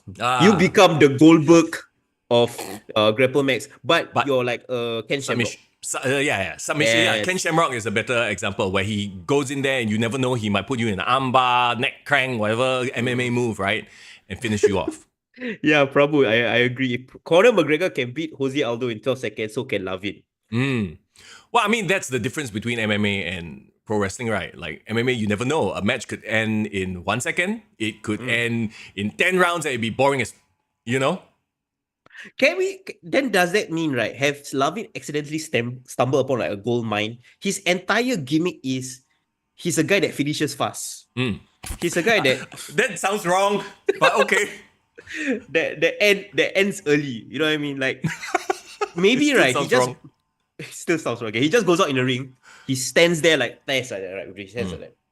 And then if you can get like a guy who does his manager for him, like an MVP, that'll be even better. Yeah. Who can beat my guy? 5-minute challenge. 3-minute challenge. Oh. No, and then Lavi just takes the mic and he says, I got 3 minutes. 3 minutes of playtime. What? Why become Randy Savage? Yeah. Ooh, yeah, 3 minutes, brother. Come in the ring, 3 minutes, brother. I'll tap you up, brother. So here's what I propose to Greg and whoever that's booking the matches for next year, right? Make Lavin go undefeated the whole of 2025. Match up to everyone, defeat everyone, and like basically give him a bunch of jobbers lah for the whole of the year. And then get a real legitimate. Okay, I'm not saying he's not legitimate. Of course, Lavin is legitimate, but get an MMA guy to come in and do like a I don't know, like a work match, like a Shayna Baszler Ronda Rousey match between Lavin. So they can match it. Oh, if you can do a crossover match with somebody like Aiden Rex versus Lavin. So basically, Lavin has met his match in this sense. That would be a great way because like, the undefeated 2025 undefeated champion for Grapplemax, Lavin versus, and then we do like a crossover match. That would be amazing, bro. Well, I mean, it also will have to do with like whether his schedule allows it. Because the bro is in Japan, right? He just came back just for this. For a 12-second match, but still impressive 12-second match. But dude is living out the true like indie wrestler life right now. It works perfect, but go Japan. Journeyman. Just journeyman. Destroy a bunch of Japanese jobbers. Like, that one not up to him lah, I think. Yeah, I know lah. But you just go whisper in the ear of the booker there lah. Bro, give me a winning streak in Japan so that I can use it as a storyline whenever I come back to Singapore, right? Undefeated in Japan. Defeated everyone in Japan. Submission. Now who can defeat me in Singapore? Yes, all by submission. Can be the Inoki, bro. He is the Inoki. Okay, I like the Ken Shamrock analogy a little bit better. But I totally get it. So, I mean, to be honest, it was very hard for me to quote unquote grade this because we didn't see much. 12 seconds. But just from pure dominance, I think, hey, that deserves a shout. The presentation, as it were. Yeah, a part of me wanted to laugh my ass off, which I did. Yeah? A part of me wanted to see what the fuck, which I did. Yeah, but I also wanted, a part of me was like, hey, I wanted to see all his new moves and like, stuff leh. But it's okay. Maybe that's the point. Maybe we have to wait for that. You tickle Mister Young's balls like that. Give him blue balls. Don't do that, guys. But if you want to do that, yeah, fine, fair enough. But it was an anniversary show, bro. I also wanted to kind of laugh at that because it was an anniversary show. The fact that this was what it was. But again, scheduling, what can we do? Yeah, it is what it is. All right. It kept him strong, so that's fine. It did, yes. Let's move on to the co-main event of the evening for the Grapplemax, the inaugural Grapplemax Tag Team Championships. It was the finals of the tournament. And okay, I will say this, right? I think that just thinking about it, because I keep bringing up the fact that Aussie, Aussie, Aussie, they had that thing, the whole toxic relationship thing that was apparently resolved at the one event that I wasn't at, the one where Wham Bam Bellows was, because they were both crowned honorary Aussies, and then the house show. A house show, and I guess the story was quote unquote resolved. I guess it was a case of I had to be there to see how it resolved, because like to me a personality trait like that doesn't go away. You know what I mean? Like suddenly they are just best buds all over again. But I understand it from this is the match we're trying to present for new viewers point of view. You know what I mean? This was the right match in the right spot. It's just that nitpicking once again, I was a bit like, what happened to the toxic Sean? Yeah, I get it. And I think Dave also alluded to it. Like the open house did give a bit of resolution to that whole story. Yep. And I would argue that it should have gotten a bigger stage to have that resolution. Yep. I know Amplify, they didn't do much already. They were really building up towards its anniversary show, right? Yep. I couldn't remove myself from the thought that do they have some dissension? Yep. Like, shouldn't they still have some dissension? Maybe it's like more like uneasy. I don't know. I'm not sure. But I guess in real life, right? Can we just take a step back from like the kayfabe of it all? In real life, you had somebody like Sean, YC, met each other, became best friends in Australia. They have grinded. And not with each other. They have grinded in training for years, in different promotions, different countries, back and forth. And now this year, so much has changed in their lives, right? You have YC gotten married, expecting a child. Not he's expecting, his wife's expecting a child. We have Sean. And I think it's understandable.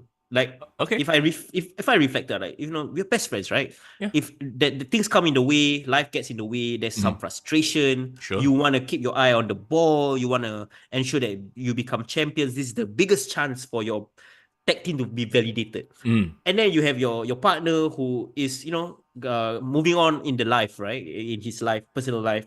And there's going to be that dissension of like, oh, can you just, focus, get this done? And like, can we, I'm going to resort to this dastardly tactics because I want to get the victory, right? Remember what he said during his interview with us as well? Like, well, we'll play this interview for you in just a few seconds, but yes, go ahead. Yes, correct. I need to do what it takes to get the victory, right? I'm willing to do what it takes. So that philosophy, I think, was well told throughout the year. And if there was a resolution, I just wish that during this match, they tease a bit of that frustration, but then they work through it again. I was about to say exactly that. Like, I wish that there was some sort of dissension at first, but they come together to work towards the goal of winning the titles. Yes. But imagine in hindsight, sorry to cut you off, but in hindsight also, I kind of get it in that you're adding an extra layer to a story that you might be trying to tell to newbies. Because once again, you have members of the PA, People's Association, and their guests there, right? Not everyone knows all the stories. So maybe it was better served here to tell a very, quote unquote, straightforward, nothing wrong with a straightforward story. I agree. I completely agree. And I think what Div said is actually in line what I was thinking. Okay, you know what's the best way to resolve any personal issues? What? When you suddenly win gold. Oh, yeah. Both. What's that? CM Punk said, what? Like, you become friends because you all make money together or something like that. Yeah, I'm not here to make friends. I'm here to make money. But usually people who I make money with become my friends. Yes. That's kind of that vibe, right? Yes. So, I feel like... I don't know, maybe the payoff will come next year when they lose their titles or something. Agree. Like, I feel like there's the bigger play in this story. There's... As what we said to Triple H when Triple H booked Cody Rhodes to lose with Roman Reigns, right? Like, why you lose here? Why? He said, no, be patient. There's more to be told. Let them cook.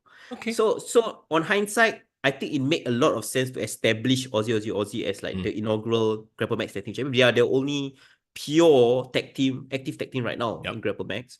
Okay, I need to reframe my word. I do not want to piss off other tag teams who never say that we don't legitimize them as legitimize them as tag teams as You well. want to call out Sarah? Just call out Sarah. No. I just want to say that they are one of the active tag teams right now. They are established. They do have history. It only makes sense for the legacy or the title lineage of this Grapplemax Championship to have them as the first champion. Yep. And then they can tell the story of their ascension afterwards. Right. Agreed. I thought they did a fantastic match of building this match up. If I were new, didn't know anything about anything, I immediately knew who I was supposed to root for. You had a lot of close finishes. You had the shenanigans. Obviously, the heels constantly trying to cheat to win. Yep, underhanded tactics. I think we need to give Big Dave a shout out for being the ring general here, putting it all together. Agreed. And also shout out to Bun as well. I think Bun has really embraced his heeldom. Actually both of them were literally well-oiled tag teams. Well-oiled machines. And I don't know whether people will get this reference, but this reminded me of like a Motor City Machine Guns versus Beer Money match. Sure. When I was watching TNA in like late 2000s, like that series of tag team matches was like the best tag team wrestling in all of North America at that point in time. And I would compare Beer Money with Broken Bat. Because Beer Money is a bit more, they got a bit more heft in them. They're bigger size guys. They are more into brawling. And I think what Bun and Dave did was akin to them, like brawling style, a lot of power moves.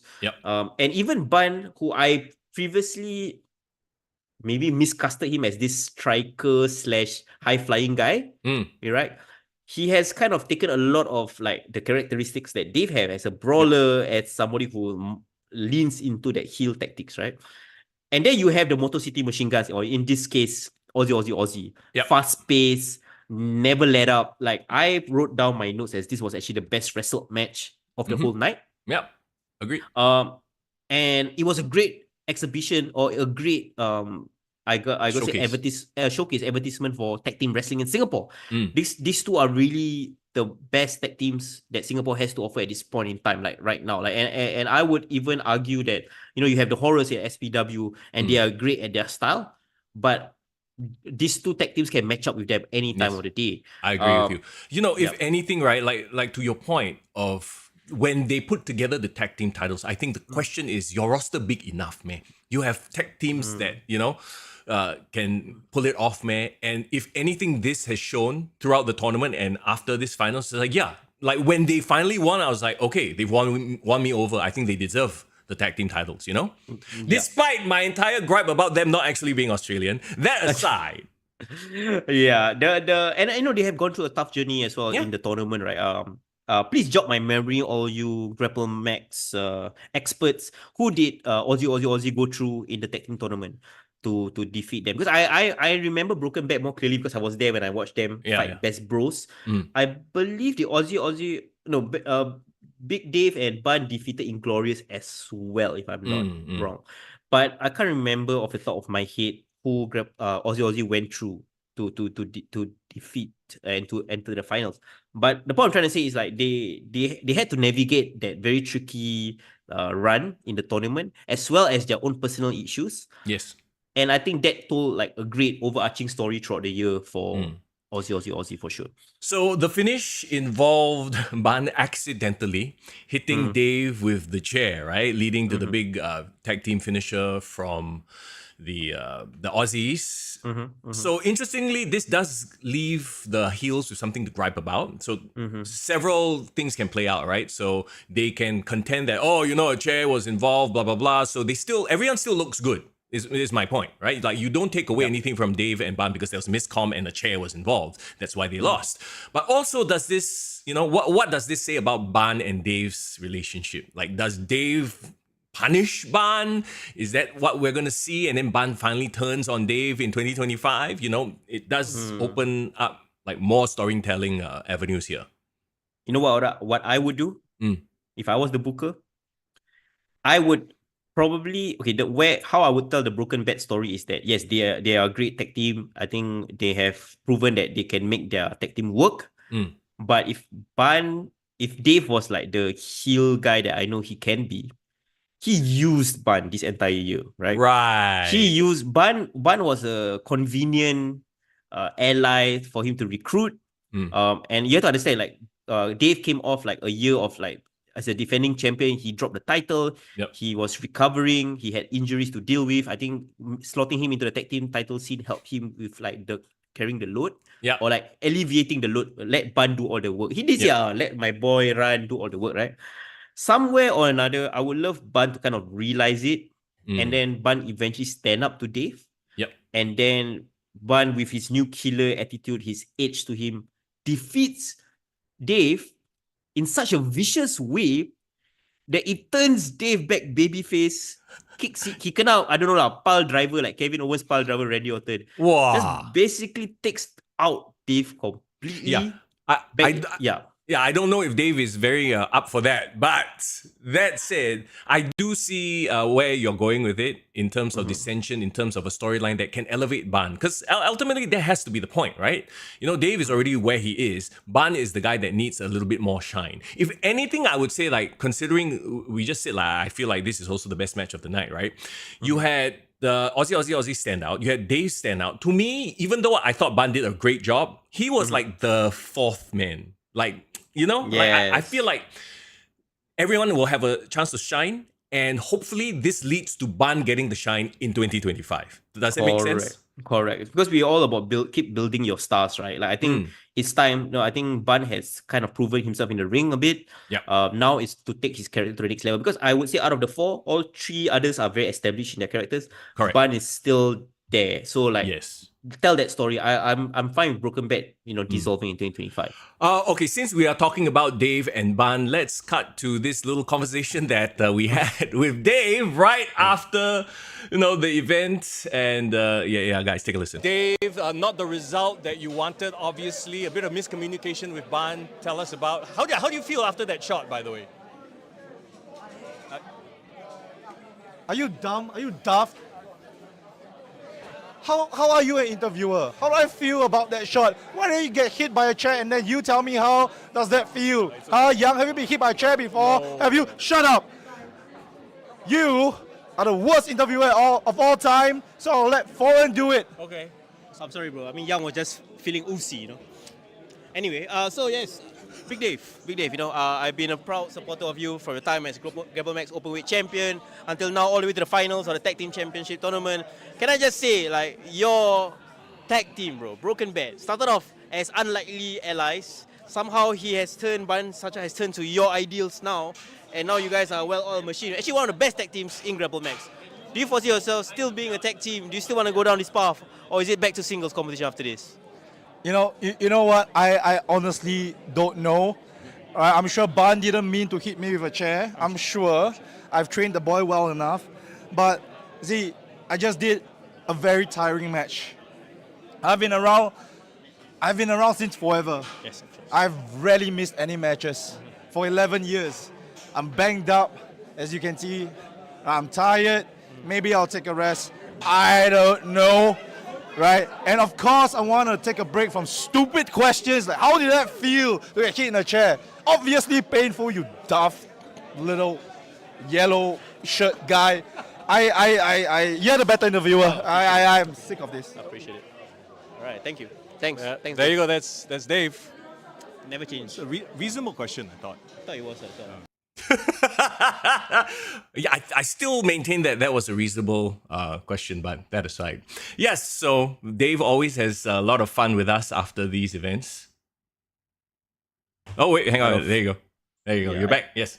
Yes, I think he gets more kick out of bullying us than bullying people in the ring, bro. What's going on? I think so too. But okay, we did manage to speak with Aussie Aussie after the match as well. Anything you want to add about Aussie Aussie before we play this clip? I think nothing much. I mean, I'm proud of them. Proud of their title victory. I think it's well deserved. And they scored really high marks for me on this night. I think maybe I can just kind of spoil it for them. Like I gave both of them 5 stars. Ooh. 5. Dave Meltzer has given you a 5-star rating, guys. No, foreign stars worth more than Dave Meltzer stars. Okay? For sure. Let's check out the clip we have with YC and Sean. So we are here with the inaugural Grapplemax Tag Team Champions, Aussie Aussie Aussie! Hey, congratulations, you guys. How does it feel? Oh man, I've never had any childhood dreams of holding a belt, but holding on to it this metal against my chest, and this brother right by my side. I cannot ask for anything more. This has been a long time coming. We've gone through a lot of things together, both personally and professionally when we're wrestling, and I think it's just the start of something new. Yes, and don't think this is all at an end. These belts, we got to be fighting champs. Anyone will take on absolutely anyone. If they think they can beat up to Aussie, Aussie, Aussie. Guys, it's been a rocky road. We remember the past couple of weeks. There have been a bit of friction. How did you guys come together? Well, after a while, last year we didn't have a really great streak. I'm annoyed with myself. I decided to improve, regrow, change into something new. Results are what matters. I need to win, win, win. But in that process, there's a lot more to it than just that. It's not just me. It's not just the amount of wins I clock. Whoever who supported me right by my side is right here, right next to me with those belts. Yep. And I cannot ask for anything more. That is right. And it's something that I always believe that I'll never give up on my friend and my tag team partner, who I'm happy and proud to the only person I want to do this with. I mean, looking back at like your journey as a tag team, right? I think you guys debuted, I think was it 2020? 2022. So it's 2 years of grinding as a tag team. From the bottom, we've seen you fighting against the likes of Bad Company to surviving like Wham Bam Bellows. You fight all challenges, all comers, and grown as a tag team. But what's the most memorable part and journey as a tag team so far, and now leading up to this moment? Wow. I think the most memorable part is going back to Australia together to train. Train with the best from Australia, David Storm, Damian Slater. Thank you. Definitely, those two have been very great mentors outside of the country and also inside within the country, our great mentors, okay? Big Dave, fantastic, formidable opponent, but we remembered our first days in the studio / dojo, whatever you want to call it. He was there to grind us down to smithereens, and we rise up again once more against him for the inaugural tag belts. And not forgetting N-Boss Gregory and LK. Thank you for everything. I hope we made you proud. Guys, congratulations. Can we focus in on one more detail? Check out those eyebrows. Bro, you got to tell me the secret. How do you get those eyebrows like that? Genetics. The eyebrows. And okay, can I just say, right, watching the two of them like interact, right? And like YC just has this lovable, like, vibe to him, like, oh my God, I love my big bro. All the more, if Sean ever truly turns on YC, bro. I'm just saying, I know they resolve their issues, they've become champions and stuff like that, but if they ever do break up, I think that, there's a huge story to be told there. And there's precedents already. Once things went bad, Sean showed his toxic side, right? So... Yeah, agreed. Let them cook lah. I'll defer it to them. Let this year be like a happy year for Aussie. 2025 will always change the situation. So Agreed. So there you go. That's the tag team titles. Now let's move on to the main event. Let's talk about it. We're talking about Hotshot versus Kyle. Let's talk about Kyle's entrance music first of all. Bye. But a rather different version of that song, huh? Yeah. It's a pop punk version. I think from Further Since Forever. I'm a fan. I'm a fan, bro. That he said it right. Like I was talking to him after the show. He was like, "I want you guys to boo me, but I want you guys to like bob your head to my theme song." Like, yeah. But it's weird, right? Because like the song, it's obviously a song we all recognize, but somehow it does fit his character, and he's more quote unquote heelish version of himself, lah. Dropping the whole DJ thing. I see. Yeah, for sure. I think dropping it kind of really establishes, okay, now I'm a heel, right? Yeah. Okay. It's interesting because he was such a beloved babyface as well. I think the question I had in my mind was like, okay, will people take him as a heel, right? And everything from how he challenged Hotshot at the previous event to how he jump-started the match, sort of like, okay, tells you this is a different Kyle. He's more vicious, he's more ruthless, and you got to appreciate the audience interaction throughout the entire match as well. He was constantly talking shit, and I think that, a lot of times that is not shouted out lah, as it were, in terms of establishing him as the heel character in this story. Once again, going back to if this were presented to somebody new who didn't know their long backstory, you immediately know who the bad guy, good guy. Let's go. Yeah. I'm happy generally with how this match was laid out. I think even like everything from like from Carl like kind of like straight away starting off the match, trying to disrupt Hotshot. And I think Hotshot has been done this a couple of times where like he teased RKOs right off the bat. Yeah. Or like he you know, like they tease trading finishes right off the bat.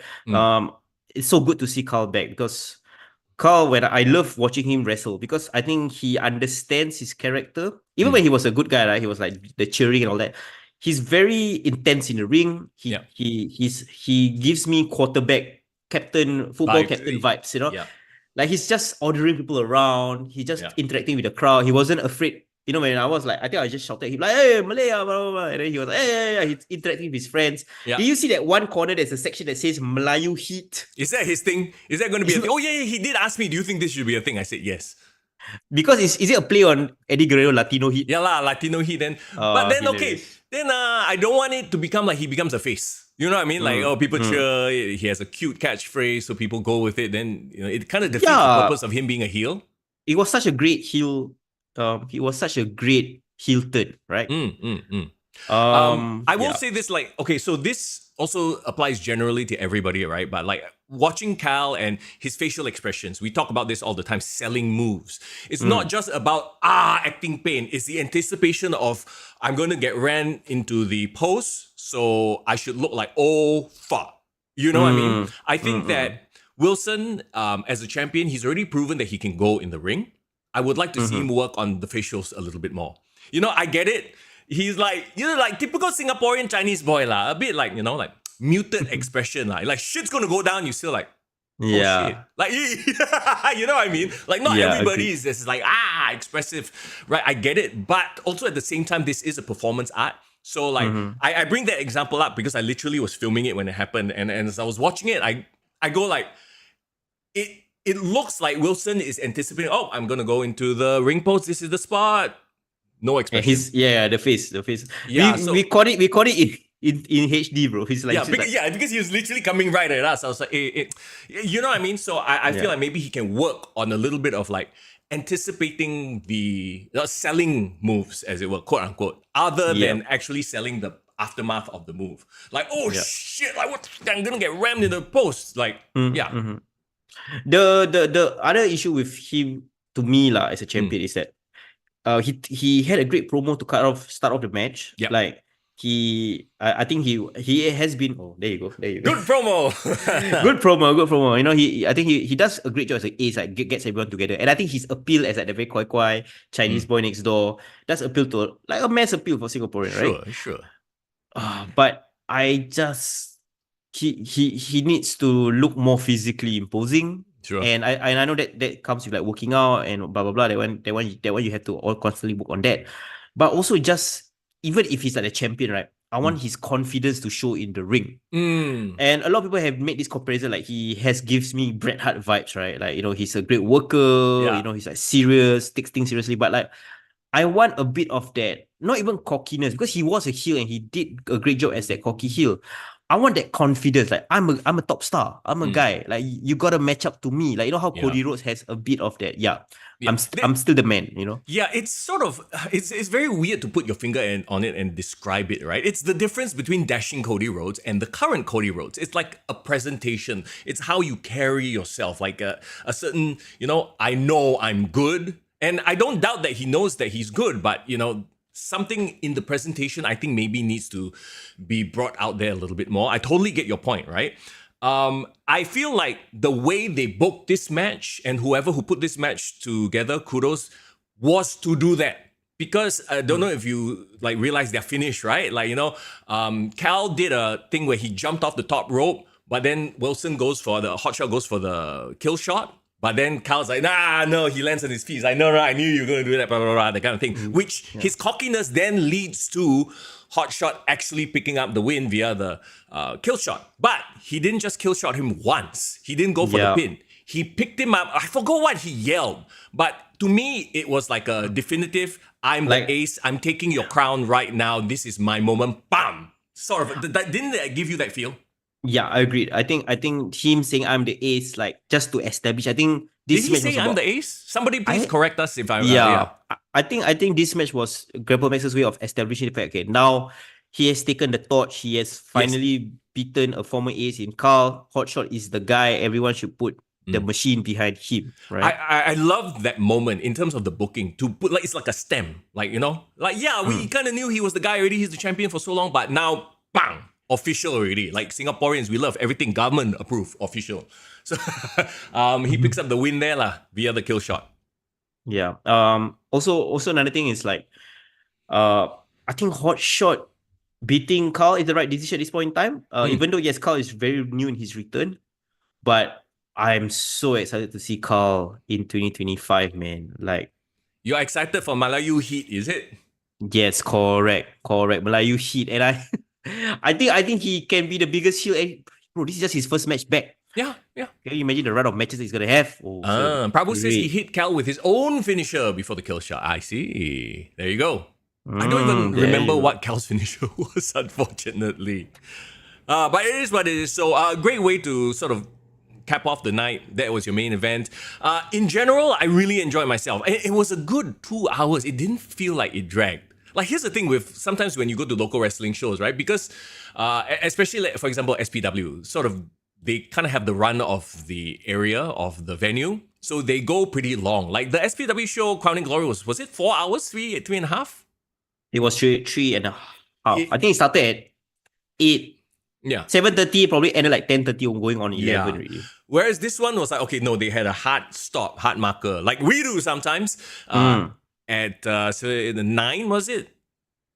No, it was fast. It was like 7 to 9. Yeah, 7 on to the 9. dot. Exactly. That's what I said. So yeah, 7 to 9, bam. And I appreciated it. I think it kept things tight, enjoyable without being too much. Now, I don't know if you can do that if, you have a different type of crowd, like, a paying crowd, quote unquote, but it is what it is, lah. Yeah. Though, I think keep it at 2 hours.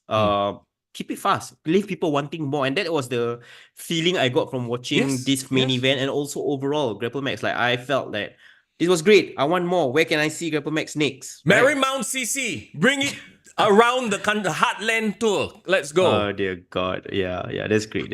Rumble in the Heartland. So there you go. That's our thoughts on Grapplemax. Thanks for having us, by the way, Pro Wrestling Festival. I did a short highlight video. You want to check out my social media, Mister Young GG on TikTok. Is it out? Is it out? Shit. Yeah, of course. And of course, my Instagram, y'all know. Oh, you put on Instagram already? Okay. I'll reset. Why you never do collaborator post, Mr. Young? Oh yeah, I should have. Okay, never mind. I can still do it on Instagram. Invite. But that aside, I'm looking forward to 2025 and obviously coming up very soon. Should we talk about this now? Because I know we still have AEW, but we are going to try to run through that. Let's do the AEW stuff first. I want to end on a positive note. Okay. Let's get it out of the way. Here's the crazy effed up thing, right? Until Foreign mentioned it, I didn't even realize that AEW Full Gear. I have completely disassociated myself with AEW. It's not even funny. Like, except That's a for good thing. Except for the Hurt Syndicate stuff, I have there's no buzz. There's just no wow. Like Jake Paul, Mike Tyson was more interesting to me. Even though it was a disappointment. And you didn't even have to follow it, and you're really like, oh, okay, yeah. Yeah, you know the story, right? So. Oh my God. I know this is on the pre-show, but I saw this on Instagram yesterday. I'm like, who is asking for this? This is peak WCW. But on the pre-show, Big Boom AJ versus QT Marshall. Did you see QT Marshall's diss track? No, I don't follow, bro. Bro, apparently what's going on? He is a rapper now, and he Really? put on AEW's account. QT They Marshall, promoted. Yes, QT Marshall put a rap video. Oh my God. Yo, and it's like, I don't know if this is weird. Are you serious? Are you for real? I think part of it is tongue in cheek. Like, he's doing like a white guy rapping, sort of like a bit awkward, like a bit lame type thing. But I was like, who asked for this? What is this? It's on the pre-show, so anyway, I'm just letting you know that this is actually happening. Go and check out QT Marshall's rap when you're free, okay? Okay, I don't know whether there's something I want to check out, but okay. Exactly. Okay, Let's Mr. look at the Young. match itself. 8 matches, the main card. Jeez. MJF versus Roderick Strong. MJF, he's in his, this is the match I'm given. Okay, give me the first match. I go home after this, right? Yeah. So what is this whole thing with MJF and Roderick Strong and Adam Cole? Like, whoever had the better record gets to go up against MJF. Wasn't that the story they were trying to tell? Yes, correct. They were trying to say that like it was a race to beat or get a chance to fight MJF. Yeah. Why? Like, it's not like MJF is a champ, and Roderick Strong was just a heel. Is he a face now? Now he's friends with Adam Cole. Like, the whole thing is so bad in terms of like convoluted nonsense. Oh my god, I I got nothing, bro. I got nothing. I literally have zero hype for this match. Like, okay, it's a match, it's happening. Okay. The downfall of MJF needs to be studied though. Like, okay, I wouldn't damn, say bro. downfall yet, lah. The bro's making bank. Let's be real. You know, he's making bank to wrestle in the indies until the WWE calls him up. Let's be honest, so you call this right? the indies lah. Yeah, but then and- why did he tattoo himself? So that's my question. You know what's gonna happen? I swear, one day he's gonna reveal the tattoo fake one. Then he become massive, like, I don't know, face or heel, whatever it is, lah. Yeah.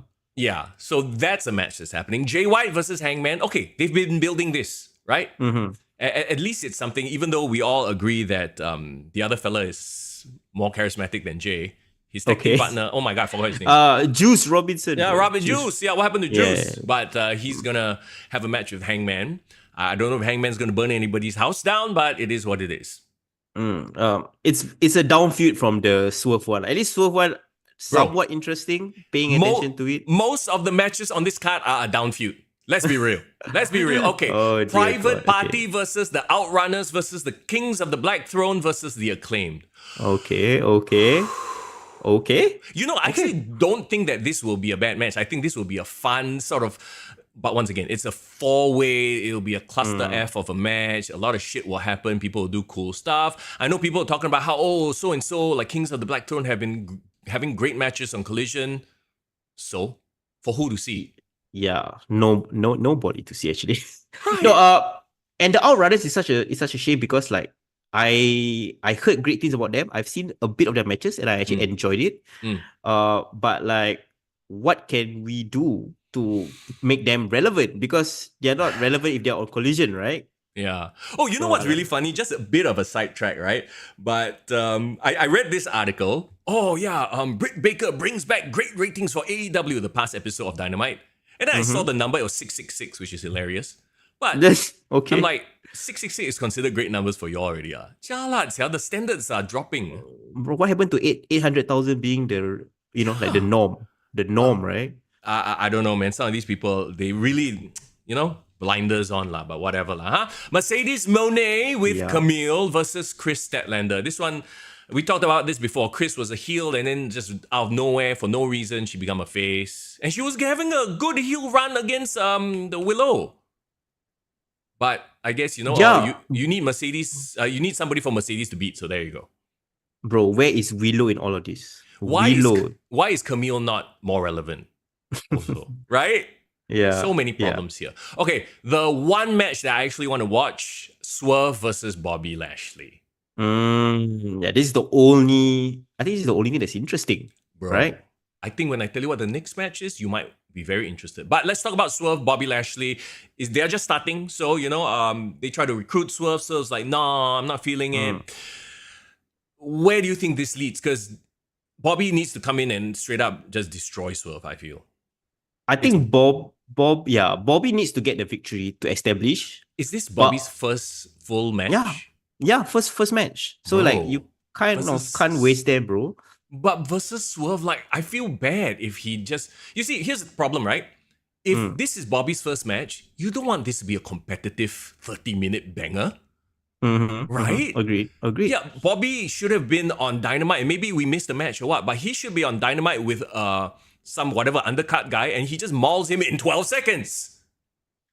Yes, you should, by right, but this is AEW land where whatever, they just want to like- shook Sindiri. Like, are you gonna bury Bobby by doing that though? That's the question, right? But having a competitive match, yes, I feel so. But they are going to be like, oh no, because Swerve is the guy, he's the ex-champ, blah, blah, blah. I'm like, that's not the point. You know, you bring in a monster like Bobby, he's the leader, look at him, right? Yeah, yeah. I don't see where they can go with this match. They can't go anywhere. Okay, they're gonna bury Swerve, who is their AEW guy, to push Bobby. That's what's gonna happen. And then everyone's gonna get annoyed. Everyone's gonna be like, why you do this? Why you do that? But like, expected what, right? You put it on yourself, what? Yeah, I guess. Okay, next match. The one you definitely are hyped for, bro. Because these two characters, you know, AEW has been really hitching their wagons on them. They are the stars of the future. Jack Perry, the TNT champion, the championship is on the line, versus Daniel Garcia, bro. Why? Why, bro? This doesn't even feel like Triple H Rock before they were when they were feuding for Intercontinental Gold. Like when that happened, you saw these two got chance to be future stars, right? Yeah, agree. You put Jack Perry versus Daniel Garcia, it feels like, I'm sorry to say this, feels like D'Lo versus Hardcore Holly. It's 205 live, bro. It's 205 live. Yeah, oh no, there's no. And then you move on to the next one, Will Ospreay versus Kyle Fletcher. Okay, there's a story there. Former friends, Kyle cut his hair, backstab Will, blah, blah, blah, all that great stuff, right? It's probably going to be a schmoz at the end with Takeshita and the Don Fallis family and whatever lah. But do you honestly see Kyle beating Will? Will is supposed to be their golden goose. I can't. I really can't. I really can't see them. And also it's very shame because I don't know, both of them have a lot of potential, but they are not in an environment to succeed. I think that's how I would say it. Yeah. I agree. It is what we've talked about in the past. Everyone is just in their own world doing their own thing. There's no cohesion, no future vision, right? You can tell everything just feels very disconnected. Yeah. You know?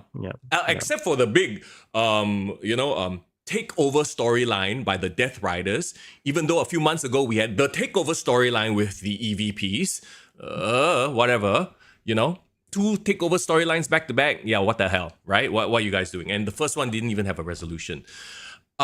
Speaking of resolution, where is Takeshita on this match? Didn't he win a title? Isn't he supposed to be relevant right now? Where is he? That's the thing, right? He technically is the champion. But again, they haven't done anything. I think the biggest issue with AEW is follow-up. Very bad follow-up. He became champion, but Will Ospreay, Kyle Fletcher more important. Okay, sure, whatever. And that leads us to the AEW World Championship match. The main event. The match everybody has been asking for. Jon Moxley, the champion, versus Orange Cassidy. Oh, is this the main event? Yeah, that's the main event. Bro, look. Main events sell cards, sell fights, right? Like Tyson, Jake Paul, even though it was a shit show, it sold the damn thing. It made people interested. Yep. Ain't nobody paying money. I am not going to pay money to see Moxley versus Cassidy. This is the main event of a Dynamite. You know? Yeah. I don't know, man. A lot of people forget as well. They actually were contending for the International Championship last year. That was the one where I think, was it Jon Moxley or his head kena drop? Or someone dropped his head for Penta, right? Ray Phoenix, wasn't it? Yeah, Ray Phoenix, right? Yeah. So all this was happening around this whole situation. This feels like a mid-card title, but with the Moxley character now on the way, is that going to be the main... that's going to be the main story they're trying to push towards, right? As the A storyline. Is Orange Cassidy just a spoke in the wheel, or is he going to be a huge player? Is he going to be I'm a leading man fighting the big bad heel, right? Either way, even during WCW invasion of WWE, for example, you don't have Steve Austin versus Hurricane. Well, you did actually, but on Raw, not a main event of a pay-per-view. You know what I mean? Orange Cassidy is out here and I think they've deluded themselves into thinking that Orange Cassidy is a main event. He is the AEW standard bearer, which says a lot, right? Nah, it is terrible. Okay, so I will not be watching Full Gear. I'll probably just try to catch maybe the Swerve Bobby match, and out of pure morbid curiosity, I might watch Jon Moxley versus Orange Cassidy. But yeah, Literally zero guys in chat. Let us know what your hype level is for this card, because to me it's non-existent. Yeah, I'm here for my guy, which is like, Lashley. Lashley is gonna be. I'm just curious to see how they're gonna book Hurt Syndicate, but man, Osprey, Takeshita, all these people, MJF, like they should be the stars. They are not stars. Nope, they're not stars at this point in time. I'm so sorry, man. Nobody since the start of AEW, right?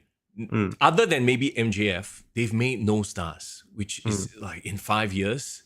Meanwhile, on WWE, every day, every episode they're making, okay, not every episode, but they are making new stars all the time. Yeah, not to say that they are fumbling the bag, or they're not fumbling the bag in some cases. I feel like they are. But for the most part, I think WWE's track record right now with Triple H in charge is like at least 70% hits. Meanwhile, AEW is like 5% hits. And the rest is all like, what? It's tough, man. It's tough to try to make sense of it all. But okay, once again, let's give a big shout out to the sponsor of the podcast, Hasif_captures. Guys, drop him a follow. He's an independent financial advisor. If you'd like for him to take a look at your financial portfolio, you want to just have day with him, talk about fitness, talk about entrepreneurship, he's your guy. Drop him a follow, and he got a Google Forms there. You can fill in the Google form. Got such thing as free lunch. And also another thing as well, make sure you follow him on his socials as well. Check out the content that he does, because he does a lot of content beyond just like financial stuff, food as well. Yeah, dude is all rounder as they say. So there you go. Once again, big shout out to him, and that leads us to the final thing we want to talk about. All right, December the 1st. Clear your schedules. If you're going overseas, fly back like Lavin. Just for the match. Yes, let's talk about it. Okay. Do you have the poster lined up, my friend? No, I don't actually. Okay, you can pull it out from our WhatsApp while we're talking. So, guys, a big announcement from Kick to the Gut. Okay, 1st December, Sunday. And at the end of every year, to wrap up our season, we always have the yearly Kick to the Gut Awards, right? Kick to the Gut Awards, we've been hosting it since, I think, 2021. That was the first time. This year, we're going to make it a bit special, right? We have our usual awards, like Best WWE Rivalry, Best AEW Wrestler, blah, blah, blah. All the North American stuff, that stays the same. For our local categories, we still have the usuals, like Best Local Wrestling Show, Best Local Feud, blah, blah, blah. We even still will have our Young Boy Rising Star Award. So all this, we will roll out all the categories for you guys to vote as per normal. But for our event this year, we want to do something really special to crown the Singapore's top wrestler for 2024, right? Yes. And we have talked about it the entire year. We are trying to do our very own PWI, right? There you go. This time round, we want to ensure that all the local wrestlers across all promotions are being represented. We have been attending all the shows. We've been giving them star ratings. We finally have the list. As of today, the list has been finalized. We do have our Singapore Wrestler Top 20 list confirmed. That's right. And we will reveal all of it. Everyone, we're going to do a countdown on the event day, 20 to number 1, counting down the top Singapore Wrestler of 2024. So yes, guys, please save your dates. Come and join us. We're selling tickets at $20, cover all our makan, all our food. But we will also present to you the winner of the Singapore Wrestler Top 20, as well as a look back of all of wrestling in 2024. That's right. We'll post more on our social media accounts, obviously, but it's happening at the Grapplemax Pro Wrestling Studio, a place we are very familiar with. Sunday, December the 1st, 12 to 2 p.m., right after Survivor Series, in fact. So it's going to be a very wrestling-packed show. I mean, we're going to talk a bit about what goes down at Survivor Series, but also, like Foreign mentioned, yes, we will be doing the Kick to the Gut Awards presentation, the Singapore Wrestler Top 20 list. Oh, man. I mean, you poured so much heart and soul and sweat and tears. I don't know what else you poured inside, what other bodily fluids, but yes. lots of late nights. To put this together, but we can't wait to, show love to the awesome performers that have entertained us for the past year. Yeah.